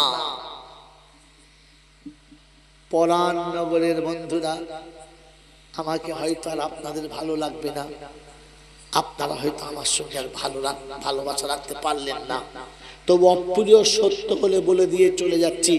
আজ আমাদের দেশে সব থেকে কোয়ালিফাইওয়ালা মানুষ হলো তারা, গোটা প্যান্ট ধুইলে 2-4 কেজি মুদ বার করতে পারে যারা, যাদের প্যান্ট আর জাঙ্গিয়া ধুইলে লিটার লিটার পেচ্ছাপ পাওয়া যায়, তারাই সমাজের এখন সব থেকে হাই ফাই মানুষ। হ্যাঁ না না বলে জোরে বলেন। যারা জীবনে কোনোদিন গোসল করতে জানে না, গোসলের ফরজও জানে না, গোসলে যে ফরজ আছে এইটাই জানে না, এই শিক্ষায় শিক্ষিত যারা আজকে সমাজের টপ র্যাঙ্কে হচ্ছে, তারা মার খেয়েছি আমরা, মার খাচ্ছি আমরা। মেরে মোহতম দোস্তর বুজুর্গ, ওরা চুরি করে হলো সম্রাট, আর আমরা নিজের সম্পদ হারিয়ে হলাম কোদালের বাট। আজকে দেখবেন ডাক্তার, মাস্টার, ব্যারিস্টার, পৃথিবীর যত শিক্ষাঙ্গন আছে সব শিক্ষিত লোকেরা বলে, ভাই কোরআনের মতো কিতাব আছে, এখানে পড়ো পড়ো, পড়তে হবে, না পড়লে তোমরা মার খাবে। কিন্তু খোদার কসম করে বলছি, আমি যদি কোনোদিন এসে এই পুরাননগরের লোকেদের বলি, তোদের আব্বারা কুত্তার বাচ্চা, আমার আর বাঁচার রাস্তা আছে মনে হচ্ছে? বলে ঠিক আছে, স্টেজ থেকে নাম, তোকে কবরের বাচ্চা বানাবো, কারণ তোমাদের আব্বারা কুত্তার বাচ্চা। কথাটা ছিল কেউ ভালোবাসিত না, এটা বাদ দিলাম, শুধু কুত্তার বাচ্চা বললাম। এতে আগুন লাগবে না আগুন ঠান্ডা হবে? জোরে বলে, জোরে বলে। লাগবে। তো কোরআন ছিল ইকরা বিসমি রাব্বিকাল্লাযী খালাক, এই পর্যন্ত আয়াত শোনানো ছিল। পড়ো ওই প্রভুর নামেতে যে তোমাকে বানিয়েছে, তার খালকিয়াতের দিকে তাকিয়ে তুমি পড়তে শুরু করো। বিসমি রাব্বিকাল্লাযী খালাক ছেড়ে দিয়েছে, শুধু ইকরাটুকু নিয়ে চালিয়ে দিয়েছে। মেরে মহতরম দোস্ত বুজুর্গ, ওখানে শিক্ষা বেড়েছে, শান্তি শান্তি চলে গেছে, শিক্ষা বেড়েছে, আনন্দ চলে গেছে, শিক্ষা বেড়েছে, সম্মান চলে গেছে, শিক্ষা বেড়েছে, আগুন বেড়েছে, শিক্ষা বেড়েছে, অশান্তি বেড়েছে, শিক্ষা বেড়েছে, জাতির অধঃপতন তত বেড়েছে। মেরে মুহতরম দোস্ত বুজুর্গ, শুধু ইকরা পর্যন্ত পড়েছে, বিসমি রাব্বিকাল্লাযী খালাক যদি পড়তো, তাহলে আজকে খোদার কসম করে বলছি, চলুন আপনি মেদিনীপুর টাউনে, চলুন বড় বড় টাউনে, কলকাতা টাউনে, যেখানে বৃদ্ধাশ্রমগুলো আছে, 100টা পিতা যদি বৃদ্ধাশ্রম থাকে, তো কসম খোদার বলছি 100টাই পিতা ওই ছেলেদের, যাদের ছেলেরা এমএ পাস, যাদের ছেলে এমকম পাস, যাদের ছেলে প্রফেসর, যাদের ছেলে ডাক্তার, যাদের ছেলে ব্যারিস্টার, যাদের ছেলে মিনিস্টার, তাদের বাপগুলো বৃদ্ধাশ্রমে পড়ে আছে, আর বুড়ো শিয়ালের মতো ওখানে জীবন কাটাচ্ছে। কারণ ইকরাটুকু নিয়েছে, বিসমি রাব্বিকাল্লাযী খালাক নাই নাই। যদি নিত বিসমি রাব্বিকাল্লাযী খালাক, বৃদ্ধাশ্রমে পিতা থাকতো না, পিতা সিনার উপরে থাকতো, বৃদ্ধাশ্রমে পিতা থাকতো না, পিতা মাথার তাজ হয়ে থাকতো, বৃদ্ধাশ্রমে পিতা থাকতো না, পিতার পদতলে সন্তানের বিছানা হতো, কখনো বাপ নিচে থাকতো না, যদি বিসমি রাব্বিকাল্লাযী খালাকটা জানতো। মেরে মোহতরম দোস্তর বুজুর্গ, আল্লাহওয়ালা ভাইরা, গোটা পশ্চিম বাংলায় যত বৃদ্ধাশ্রম আছে, যদি কোনো একজন আলেমের বাপ দেখাতে পারেন, তো এই আলেমটাকে কাল সকালে গুলি করে মেরে দেবার দায়িত্ব আমার। কারণ সে জানে বিসমি রাব্বিকাল্লাযী খালাক। আপনি শুধু খালি ইকরা পর্যন্ত নিলেন, শুধু পড়তে শিখলেন, কি দিয়ে পড়বেন শিখলেন না, শিখলেন না। যে লেখাপড়া শেখার পরে মানুষ তার নিজের দেহটাকে পরিষ্কার করতে শেখে না, পোশাকটাকে পরিষ্কার করতে শেখে না, নিজের বসনটাকে পরিষ্কার করার ক্ষমতা রাখে না, ওটাকে শিক্ষা বলে না, ওটাকে শিক্ষা বলে না, ওটা শিক্ষা নামের একটা পাপ বলে, ওটা শিক্ষা নামের এক ধরনের ক্যান্সার বলে। যে শিক্ষা শিখলে আপনার অধঃপতন আপনাকেই নিতে হবে, অন্য কাউকে নিতে হবে না। যে ছেলেকে শিক্ষিত করতে, আজ বাংলার চোখে চোখে খবরের কাগজে প্রতিদিন দেখবেন যে পুত্রের হাতে পিতা খুন হয়েছে, কারণ ছেলে মিনিস্টার, বাপ বানিয়ে দিয়েছে, বাপকে একেবারে কুত্তার মতো কাবাব জবাই করে দিয়েছে। আমার বন্ধুরা, আমার আল্লাহওয়ালা ভাইয়েরা, বৃদ্ধ পিতা মাতাকে বলে, আমার বাপ মাকে আমি খুব ভালো দেখি, বাপ মাকে কোনো কষ্ট দিই না, কোথায় আছে বলে বাড়িতে। তোমরা কোথাও? বলে দিল্লিতে। বাপকে কি করে দেখো, দুটো লোক দেখেছি, একটা গাড়ির ড্রাইভার, একটা ঘরের চাকর। ঘরের চাকরি আর ড্রাইভারে যা বলে পিতা মাতাকে তাই শুনতে হয়। সন্তানের মুখ দেখতে পায় না। মাঝে মাঝে ফোন করে, কেমন আছো কেমন? তো মায়ের দিক থেকে ফোন করে বলে, মরি নাই বাপ, এখনো বেঁচে আছে। বলে না বলে? আরে কসম খোদার, কালকেই শুনলাম ভদ্রেশ্বরে ছেলে শ্বশুর বাড়িতে গিয়ে র্যান্ডাম বাস করছে, র্যান্ডাম মজার ফুর্তি করছে। মাকে ফোন করে বলছে, বিধবা মা, বাপ নেই, মা বিধবা, একটা বোন এখনো বিয়ে হয় নাই, চুপচাপ বোনটা টিউশনি করে মাকে খাওয়ায়, আর ও কামিয়ে ওর বউকে খাওয়ায়, আর শ্বশুর বাড়ি আনন্দ করে। ফোন করে জিজ্ঞাসা করছে, মা কেমন আছিস? তো বলছে, বাপ এখনো মরি নাই রে, এখনো বেঁচে আছি। মেরে মোহতম দোস্তর বুজুর্গ আল্লাহওয়ালা ভাইরা, যদি কখনো বলে তুই বাড়ি আসবি না, কতদিন বাইরে থাকবি, তোকে না দেখে আমি যে বড় কষ্ট পাচ্ছি। তো ছেলের ভাষা জানে, তোর কি বাঁচতে মন যাচ্ছে না নাকি মরার মন হয়েছে? তার মানে বলতে চাচ্ছে, আমি ফিরে গেলে তোকে মরতে হবে, তুই মরলে তবে ফিরবো, তুই না মরলে ফিরবো। যদি বলে সন্তান, এটা সন্তান, হ্যাঁ, আল্লাহু আকবার। আল্লাহ আপনাকে আমাকে ভাবার তৌফিক দান করুন। কারণ শুধু ইকরা পর্যন্ত নিয়েছিলে, বিসমি রাব্বিকাল্লাযী খালাক পর্যন্ত নিলে না। তাই আপনার আগুন জ্বলে গেছে, নিভলো না। আপনার আগুন বেড়ে গেছে, নিভলো না। সিভিল ইঞ্জিনিয়ার, কত কলকাতার ঘটনা বলবো, আমাদের বাংলার ঘটনা। বাচ্চা বড় বড় ইঞ্জিনিয়ার, বাপ মরার পিছনে একমাত্র বেটার হাত। বাপকে দুনিয়া থেকে না সরালে নিজের স্ট্যাটাস বজায় থাকবে না, নিজের বান্ধবী আমার কাছে এসে জীবন কাটতে পারবে না। তাই বাপ মাকে সরিয়ে দেওয়া হলো। মেরে মুহতরম দোস্তর বুজুর্গ আল্লাহওয়ালা ভাইরা, এদের কোরআন শিখিয়েছিল, ওয়ারাব্বাকা ফাকাব্বির ওয়াসিয়াবাকা ফাতাহির, পবিত্রতা শেখাও।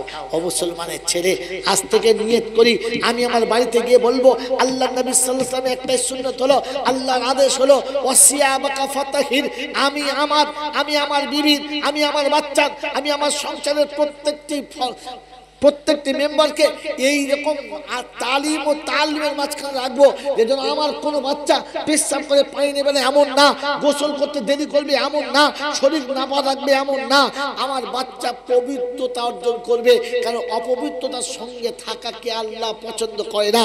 অপবিত্রতার সঙ্গে জন্তু জানোয়ার থাকতে পারে, মানুষ থাকতে পারে না। উম্মতে মুহাম্মাদি তো পারেই না।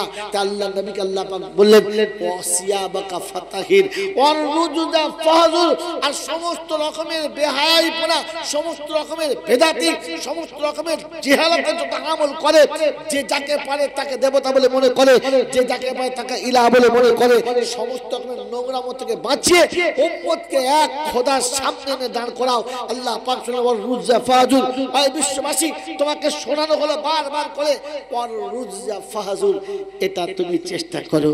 মেরে মুহতরম দোস্তর বুজুর্গ, আল্লাহ নবী সাল্লাল্লাহু তাআলা আলাইহি ওয়াসাল্লাম যেদিনে দাওয়াতের ভার কাঁধে পেলেন আর দাওয়াত নিয়ে চলতে শুরু করলেন, সেদিনের শেষ সময়ের ঘটনা হলো, আল্লাহ নবী সাল্লাল্লাহু আলাইহি ওয়াসাল্লাম দুনিয়ার জমিনে দেখে নিলেন। বন্ধুরে, এই আমাদের মুখের ভেতরে কতগুলো দাঁত আছে বাবা? তাড়াতাড়ি বল। 32টা। 32টা দাঁতের কোনো একটা দাঁতের ফাঁকে একটু কোনো মহিলা আটকে গেলে কে বেশি কষ্ট পায়? কে বেশি কষ্ট পায় ভাই? কে বলে? এই 32টা দাঁতের ফাঁকে কোনো জিনিস আটকে গেলে সব থেকে কষ্ট কে বেশি পায়? জিহ্বা, তার জবান। সে ছটফট করে, বারবার শুধু ওই জায়গাতে ধাক্কা মারে যে কোনো রকমের দাঁতটা পরিষ্কার হয়ে যাক। যে দাঁত, যে জিভটা 32টা দাঁতের খবর রাখে, 32টা দাঁতের কোনো ফাঁকে একটু ময়লা পড়ে গেলে যে জীবন, যে জবানটা ছটফট করে, কখনো তা সে স্বস্তি বোধ করতে পারে না। দাঁতের কষ্ট তার থেকে বেশি কষ্ট জবানের হয়। মেরে মুহতরম দোস্তর বুজুর্গ, একটু ভুল হয়ে গেলে, একটু মিস্টেক হয়ে গেলে ওই দাঁত ও জিভটাকে কেটে দুটুকরো করে দেয়। দেয় না? জীব জবান তো বলতেই পারে, হায় রে তোদের জন্য আমি কিনা কষ্ট করেছি, তোদের 32 জনের জন্য আমার মাথার যন্ত্রণা, কখনো তোদেরকে কষ্ট দেখলে আমি সহ্য করতে পারি না, আমার একটু সত্যি দেরি হয়েছে, দিদি আমার সর্বনাশ করে। জবান কোনদিন প্রতিবাদ করে না, রক্ত মেখে চুপ করে থেকে যায়, তবু দাঁতের উপরে কোনো অভিযোগ করে না। ওরে শোনার চান বন্ধুরা, বিশ্বনবী জনাবে মুহাম্মদ রাসূলুল্লাহ সাল্লাল্লাহু আলাইহি ওয়াসাল্লাম গোটা মক্কার মানুষের জন্য, যিনি রাতের অন্ধকারে দিনের দিবালাকে সংসার ভুলে, সম্পদ ভুলে, দুনিয়া ভুলে, ছেলে মেয়ে ভুলে, বিবি বাচ্চা ভুলে, সকাল রাত ভুলে, সব জীবন যৌবন ভুলে উম্মতের জন্য কাঁদতে কাঁদতে কাঁদতে কাঁদতে পাথরের উপরে, পাথরের বুকেতে নরম করে ফেললেন। আল্লাহ রাজি হয়ে গেল। উম্মতের নাজাতের জন্য, সকলের জন্য যিনি কাঁদছিলেন, এই নবী যেদিন কালেমার দাওয়াত নিয়ে পৃথিবীর জমিনে নামলেন আর শুরু করলেন, ইয়া আইয়ুহান নাস কুলু লা ইলাহা ইল্লাল্লাহু তুফলিহুন। যাদের জন্য নবী এতটা কেঁদেছেন, তারাই সেদিন নবীকে দুনিয়া ছাড়া করার স্বপ্ন দেখেছেন, দুনিয়া ছাড়া করার স্বপ্ন দেখেছেন। আমার বন্ধুরা, আমার আল্লাহওয়ালা ভাইরা, আমার জ্ঞানীজনেরা, আমার বুদ্ধিজীবীরা, আমার সোনাচ্চার ভাইরা বোনেরা, আজকে শুনিয়ে দিয়ে চলে যাচ্ছি। আল্লাহ পাক আপনাকে আমাকে ঠান্ডা মাথায় ভাবার তৌফিক দান করুক, বলুন আমিন। আমার বন্ধুরা, আমার আল্লাহওয়ালা ভাইরা, জ্ঞানীজনেরা, সোনাচ্চার বন্ধুরা, যিনি আল্লাহ নবী সাল্লাল্লাহু আলাইহি ওয়াসাল্লাম উম্মতের কাছে কালেমার দাওয়াত নিয়ে শুরু করলেন। প্রথম কালেমা পড়লেন আবু বকর সিদ্দিক রাদিয়াল্লাহু তাআলা। আবু বকর সিদ্দিক যখন দাওয়াত কবুল করে নিয়েছে আর আল্লাহ নবীর কাছে কালেমা পড়ে নিয়েছে, তো সেদিন জিজ্ঞাসা করছে, ইয়া রাসূলুল্লাহ, ইয়া হাবিবাল্লাহ, আপনার কাছে কালেমা পড়ে মুসলমান হলাম, মুসলমান হওয়ার পরে আমার কাজ কি? এতদিন আমি দুনিয়াতে জানতাম খেতে খাওয়া আমার কাজ, সংসার করা আমার কাজ, বিবি বাচ্চার সঙ্গে ফুর্তি করা আমার কাজ, দুনিয়া লুটে নেওয়া আমার কাজ, দুনিয়া সব কিছু আমার হাতে তালু দিতে আমার কাজ। কলেমা পড়ার পরে মুসলমানের কাজ কি? তো বললেন, যেটা আমার কাজ ওটা তোমার কাজ। কোরআন শুনিয়ে দিয়েছে, কোরআন পাক শুনিয়ে দিয়েছেন, কুল হাযিহি সাবিলি আদউ ইলাল্লাহ আনা আলা বাসিরাতিন আনা ওয়া মান ইত্তাবানি।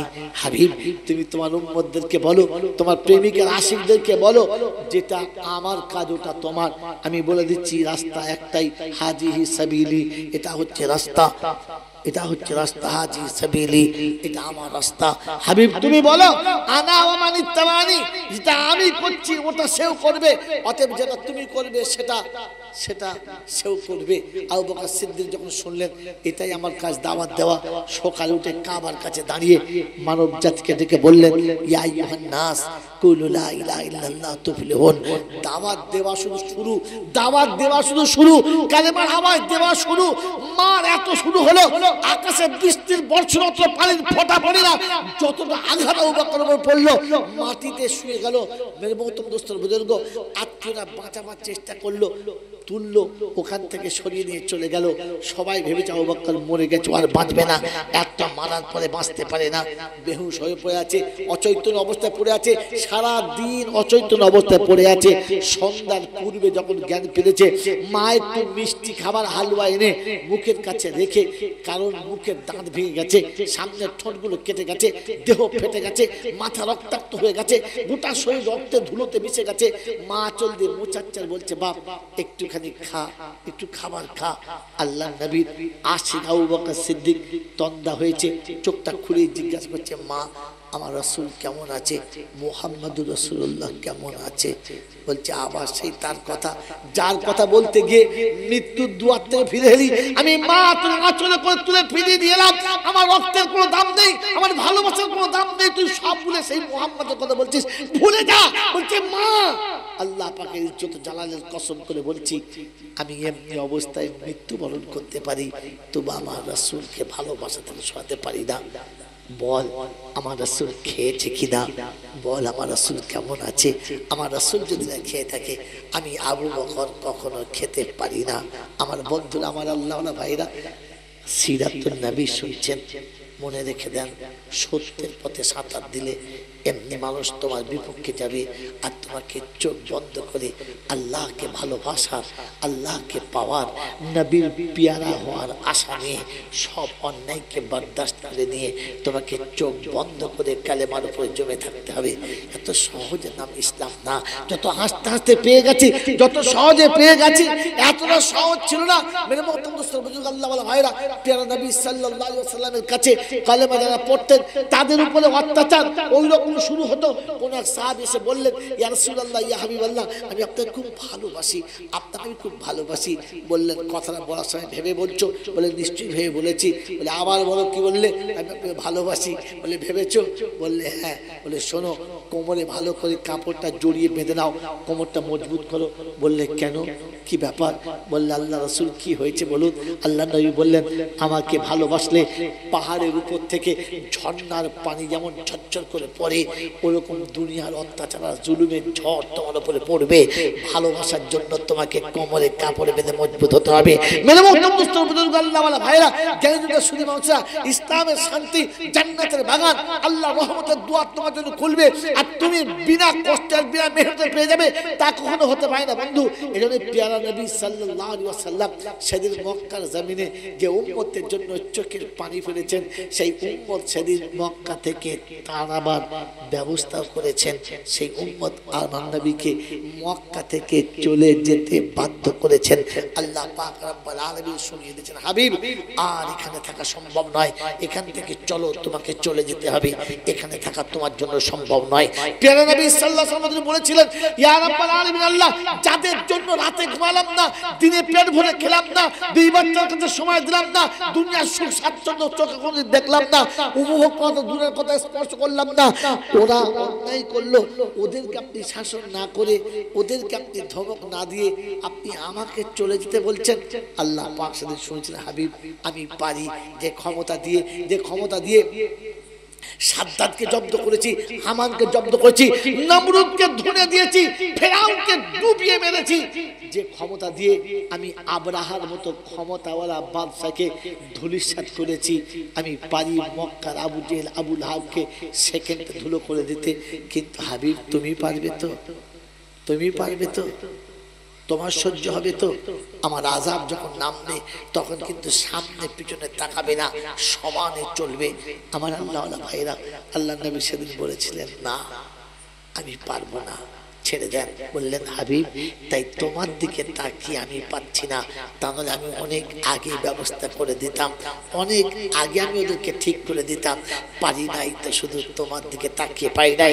আমার আযাব নামতে শুরু হবে আর তুমি সিজদায় পড়ে ডুবে কাঁদবে, কারণ আমার আযাব চলে গেলে আর ফিরবে না, সেজন্য আমি পারলাম না। আল্লাহ নবী সাল্লাল্লাহু আলাইহি ওয়াসাল্লাম বললেন, ঠিক আছে, মক্কা ছেড়ে চলে যাব, কিন্তু কোথায় যাব সেটা বলে দাও। যেদিকে খুশি সেদিকে তো যেতে পারি না। বললে, এখান থেকে উঠে সোজা ইয়াসরিব চলে যাও। আল্লাহ নবী সাল্লাল্লাহু আলাইহি ওয়াসাল্লাম বললেন, রব্বুল আলামিন, আল্লাহ, আপনার আদেশ হয়েছে চলে যাব, কাল বিলম্ব করব না, তবে একটা কথা জিজ্ঞাসা করে যাচ্ছি, আমি ইয়াসরিবে গেলে কেউ কি আর সেখানে যাবে? ইয়াসরিব মানে তোমার অভিশপ্তের আড়ত, ইয়াসরিব মানে তোমার অভিশপ্তের, সেটা হচ্ছে সব থেকে বড় গড়, যেখানে খোদার গজব ছাড়া আর কিচ্ছু নেই, যেখানে যাওয়ার পরে মানুষ সুস্থ থাকে না, যেখানে যাওয়ার পরে মানুষ মৃত্যুর কাছাকাছি চলে যায়, ওই রকম বিপজ্জনক জায়গায় যেতে বলছে আমি চলে যাব। কিন্তু আল্লাহ রাব্বুল আলামিন, আর কি কেউ আমার কাছে যাবে? আর কি কেউ কালেমা আমার কাছে পড়বে? আমি কি কালেমার দাওয়াত দেওয়া আমার দ্বারা সম্ভব হবে?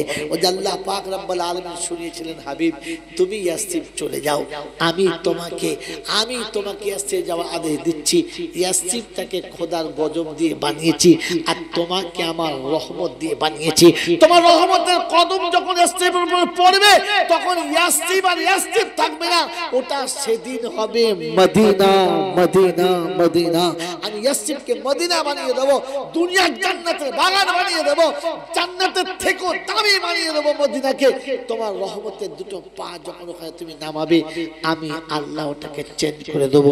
মেরে মহতরম দোস্ত বুজুর্গ আল্লাহ ওয়ালা ভাইরা, যদি আমি আমার জীবনে শান্তির বাতাবরণ ফিরিয়ে আনতে চাই, তো তাহলে একটু কুরবানি আমার চাই, একটু কুরবানি আমার চাই।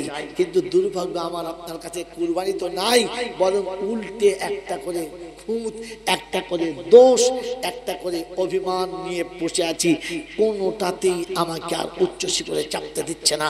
তাই আজকে এতটুকু শুনিয়ে দিয়ে চলে গেলাম।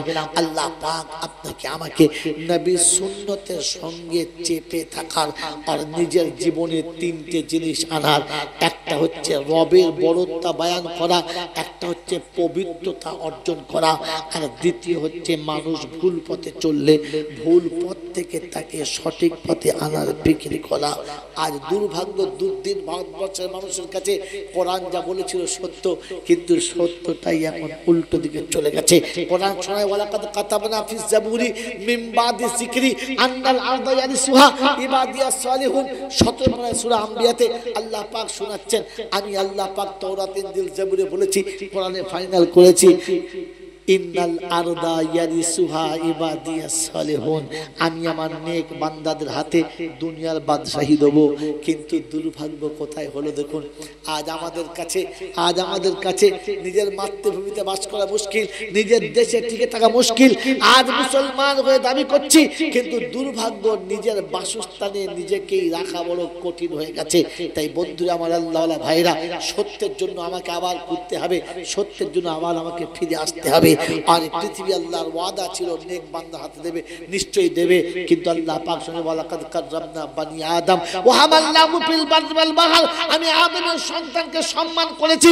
তাই সম্মানের খাতিরে তুমি যখন তোমার কাজ ভুলে গেছো, তখন আমি তোমার কাজটা অন্যকে দিয়ে করিয়ে নিচ্ছি, তোমাকে একবার শুধু তোমার জায়গায় ফিরে আসার জন্য। কিন্তু দুর্ভাগ্য, আমাদের হয়ে বলার কেউ নেই, আমাদের পাশে দাঁড়াবার কেউ নেই, আজ আমাদের জন্য কথা মুখ খোলার মতো কেউ নেই। আজ তো বহু রকম চলছে, বাংলার মানুষদেরকে কোন রকম ভাবে, সে যে জাতিরই হোক না কেন, কোন রকম ভাবে তাকে দেশ থেকে তাড়ানো যায়, তার একটা ফন্দি। আসামের মানুষদেরকে তাড়িয়ে দিয়েছে, সারা দেশ জুড়ে চলছে। কোন দিন আপনার আমার উপরে না এসে যায়, আল্লাহ সেদিন থেকে বাঁচার জন্য আমাদেরকে একটা খুঁটি আঁকড়ে ধরা একান্ত দরকার আছে। যে খুঁটির কাছে গিয়ে, যে ছায়াতে গিয়ে আমি আপনি আমার আপনার জীবনটাকে যেন সুন্দরভাবে সাজাতে পারি, যেন সুন্দরভাবে বানাতে পারি, যেন সুন্দরভাবে সেটাকে গড়ে নিতে পারি। আমার বন্ধুরা, আমার আল্লাহওয়ালা ভাইরা, আজকে ফিলিস্তিনের বুকে মানুষ যেভাবে কচি কচি বাচ্চাদের ছবি দেখলে চোখ ফেটে পানি আসে, বুক ফেটে রক্ত আসে। কচি কচি বাচ্চারা ক্ষুধার তাড়নায় কাঁচা ঘাসটাকে চাগিয়ে তুলে ওটাই চিবিয়ে খাচ্ছে পেটের ক্ষুধা নিবারণ করার জন্য। এক মুঠো অন্ন তুলে দেওয়ার মতো আমাদের কাছে ক্ষমতা নেই, অত দূর যেতে পারি না। আজ যেখানে বন্যার ত্রাণ হোক, মুসিবত হোক, দুঃখ হোক, মুসলমান কিংবা জাতি, যে জাতি কখনো মানব জাতি যখন কোথাও কষ্ট পাচ্ছে, তখন একমাত্র ঝাঁপিয়ে পড়ার মতো একটাই দল এখনো বাংলায় বাকি আছে, যেটা জমিয়তে ওলামায়ে হিন্দ। এখনো অসহায় মানুষের পাশে দাঁড়াবার চেষ্টা করে। জমিয়ত আমাদের কাছে এখনো পর্যন্ত শান্তির বাতাবরণ বহন করে। ওই জমিয়তের সঙ্গে আমার আপনার একটু সম্পর্ক রাখা দরকার আছে, হ্যাঁ না আছে ইনশাআল্লাহ। মেরে মহতরম দোস্ত বুজুর্গ, কই বলেন ক্ষুদ্র ক্ষুদ্র বালুকণা বিন্দু বিন্দু জল গড়ে ওঠে মহাদেশ, সাগর অতল। আপনি আর আমি কারোর হাতে 500 টাকা দিতে পারবো না, আমি আপনি কারোর কাছে 5000 টাকা দিতে পারবো না, আমি আপনি কোনো সময়তে কাউকে ডেকে এনে তার দুবেলা অন্ন দিতে পারবো না। কিন্তু আপনার আমার ওই তিল তিল করে জমা করাটা, দুটো করে টাকা এক জায়গায় জমা করা, একটা দিন 2 লাখ টাকা হয়ে যাবে। আর একসঙ্গে যখন বন্যার টানে কিংবা মুসিবতের জায়গাতে পাঠানো হবে, তো আপনি ওই অনুদানের একটা অংশীদার ভাগী হবেন। এজন্য মেরে মুহতরম দোস্ত বুজুর্গ, জমিয়ত উলামায়ে হিন্দ চাচ্ছে পশ্চিম বাংলার প্রত্যেকটি মানুষ যেন আমাদের জমিয়তের সদস্যের খাতায় তার নামটা তুলে দেয়। সে তার ছেলেকে, তার মেয়েকে, তার বিবি, তার বাচ্চাকে আমরা যেন বুঝতে পারি এতগুলো মুসলমান এখনো জমিয়তের পক্ষে আছে, জমিয়ত তাদের ভালোবাসে, তারা জমিয়তকে ভালোবাসে। আমার আল্লাহওয়ালা ভাইরা, জমিয়ত মানে এটা নয় যে শুধু মুসলমানদের জন্য, জমিয়ত মানে এটা নয় যে শুধু টুপি দাঁড়িয়ে জন্য, না। জমিয়ত হলো সবার জন্য, হিন্দু, মুসলিম, জৈন, খ্রিস্টান, জাতির যত মানুষ, বিজাতির যত মানুষ, মানব হিসাবে যখন কোনো জায়গায় কোনো কষ্ট পাবে আর বিপদে পড়বে, তাদের পাশে গিয়ে দাঁড়ানো, এটা জমিয়তের কাজ। আল্লাহ আপনাকে আমাকে ওই নেক কাজের সঙ্গে জুড়ে থাকার তৌফিক দান করুক, বলুন আমিন।